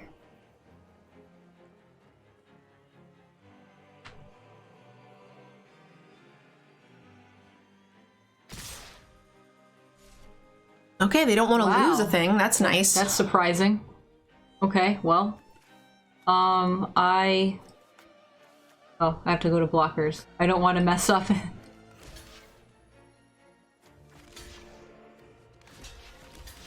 I mean, this doesn't... Still gonna die next turn. I mean, I could throw one of these in front of this. I think I'm still dead, though. Take 1 less damage. It's 1 less creature to block next turn, but so is the other way around. So it just kind of depends on what we think our outs are, I suppose. Yeah, we're taking 8. We still have this guy. He didn't attack with us for some reason. I'm guessing they don't want to lose it because they are splashing black with no black sources.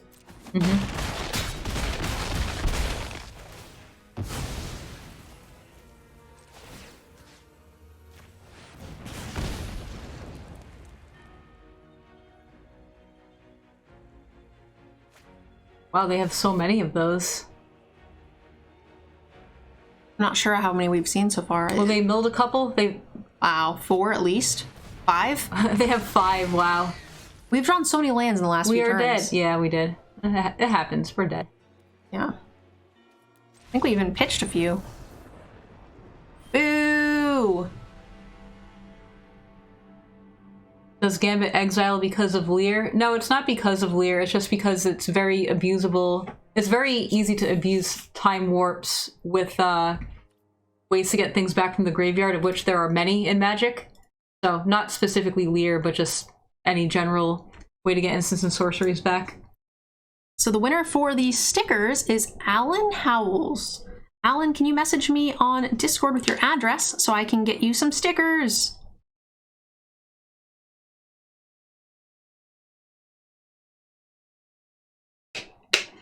You know so much more about those things than I do. About? Wow, we're not doing very well. We're getting beat by some crazy stuff. No, but that's okay. We're not here to do well. No, we're here to talk to the chat. Agreed.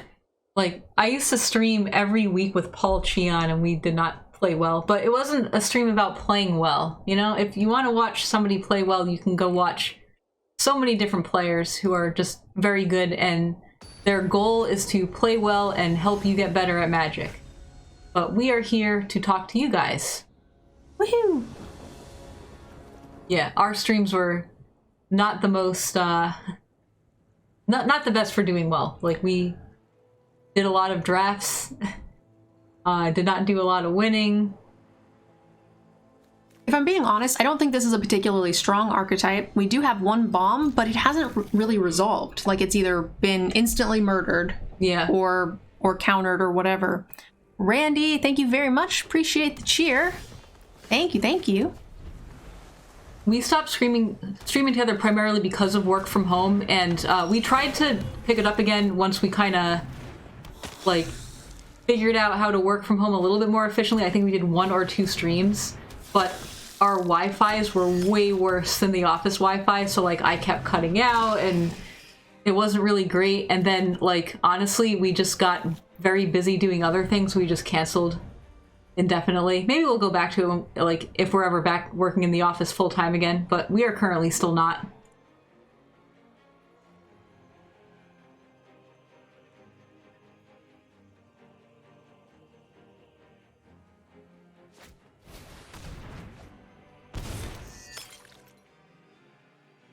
You need some very high quality Wi-Fi to have good streams. I'm sure you know a lot about that.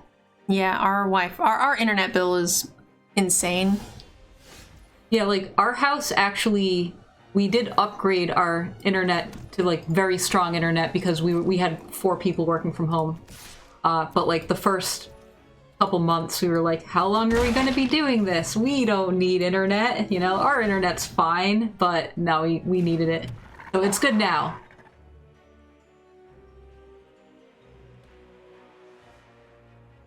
Good night, Randy. Thanks for hanging out. Thanks for hanging out. I appreciate the support. Yes, Melissa is indeed answering some questions. I can answer some questions. Are you flippin' kidding me? It is an AMAA. Ask me almost anything. We just lost the game. I know you hate this card because I heard you talk about it on your one of your magic mics, actually. Card is awful.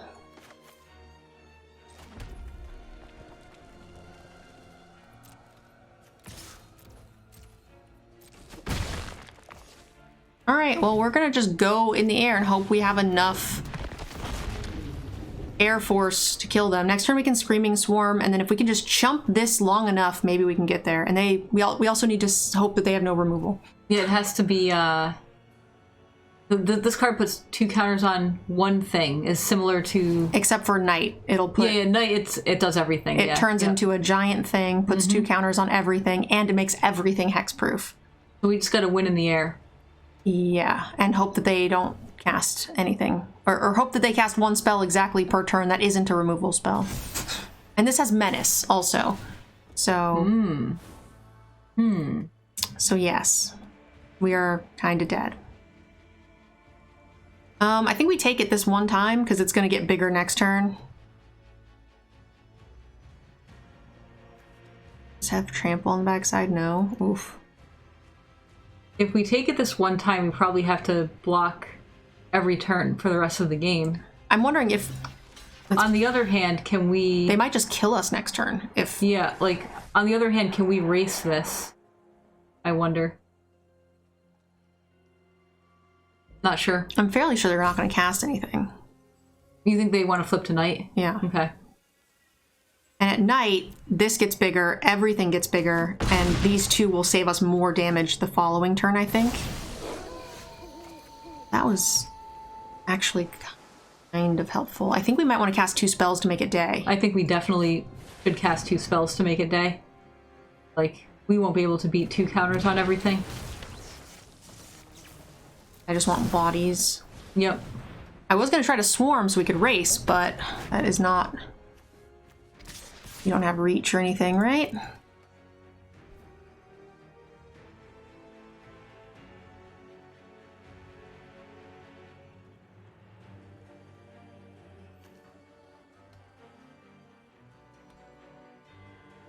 Oh, why are you in the 2-2 bracket with this card? No fair. We could top deck like Dragon too, which would not be the worst. We could Abrade, make a small haster. A Wolf Strike. Sadness.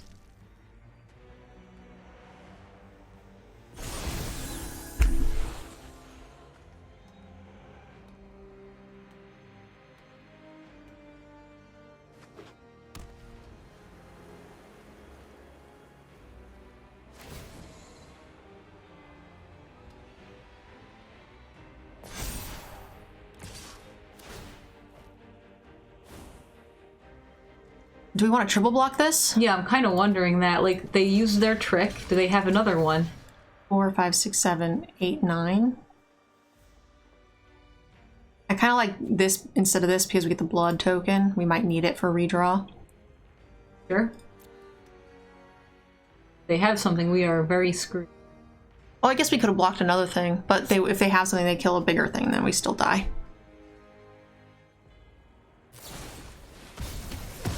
Alright, that... very bad for us.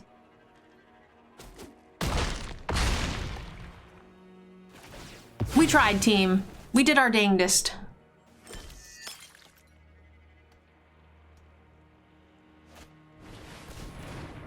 And they have a Torrens.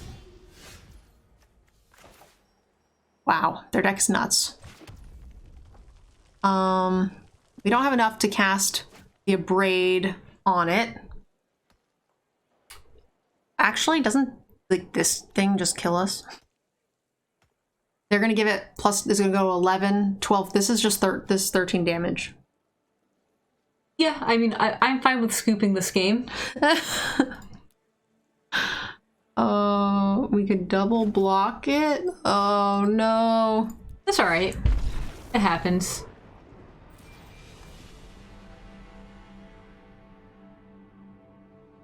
My draft last night was a train wreck, but did very well. Okay. And then this one, it's actually like a decent curve. We have 2 bombs, not 1, but 2. We had this and the Dream Shacklegeist. Yeah, but we didn't really have, like, much in the way of, like, defensive stuff. And we didn't have ways to deal with bombs. Like, we had counters, but counters, you have to have them at the right time. And Lacerate's kind of so-so. Yeah, Lacerate doesn't deal with most bombs. Most bombs are bigger than 4/4, or they have hexproof, like we just saw. In all fairness, nothing deals with that bomb. Except for a Wrath. Yeah, Sweeper can deal with that bomb, yeah. But that's literally... Yeah, I mean, Combat can deal with that bomb. Like, they have to have a board and also make it night, so, like, you do have to jump through some hoops for that card to do its thing. It's like... I think it's called Hal and Alina. It's a 4-mana that puts counters on things into his power. Like, I think those cards are, like, pretty similar, but, like, one starts 2 turns later. The other one can be killed. One is not hexproof, and it also doesn't... It can't put counters on itself, and it doesn't put counters on Hal and Alina everything. cannot put counters on itself, right? Yeah, like, what I'm saying is, like at base, they're, like, kind of similar. One starts 2 turns later, but can't be killed. The other one can be killed, but starts 2 turns earlier. But they both snowball in the same way, but, like, the hexproof one does have a much higher ceiling. I see. I'd like to give a special thank you to those of you who have signed up for our Patreon. I couldn't make this content without you. Also to Cool Stuff Inc. and KMC Sleeves for supporting the channel as well. Definitely check them out and use our discount codes to support the channel.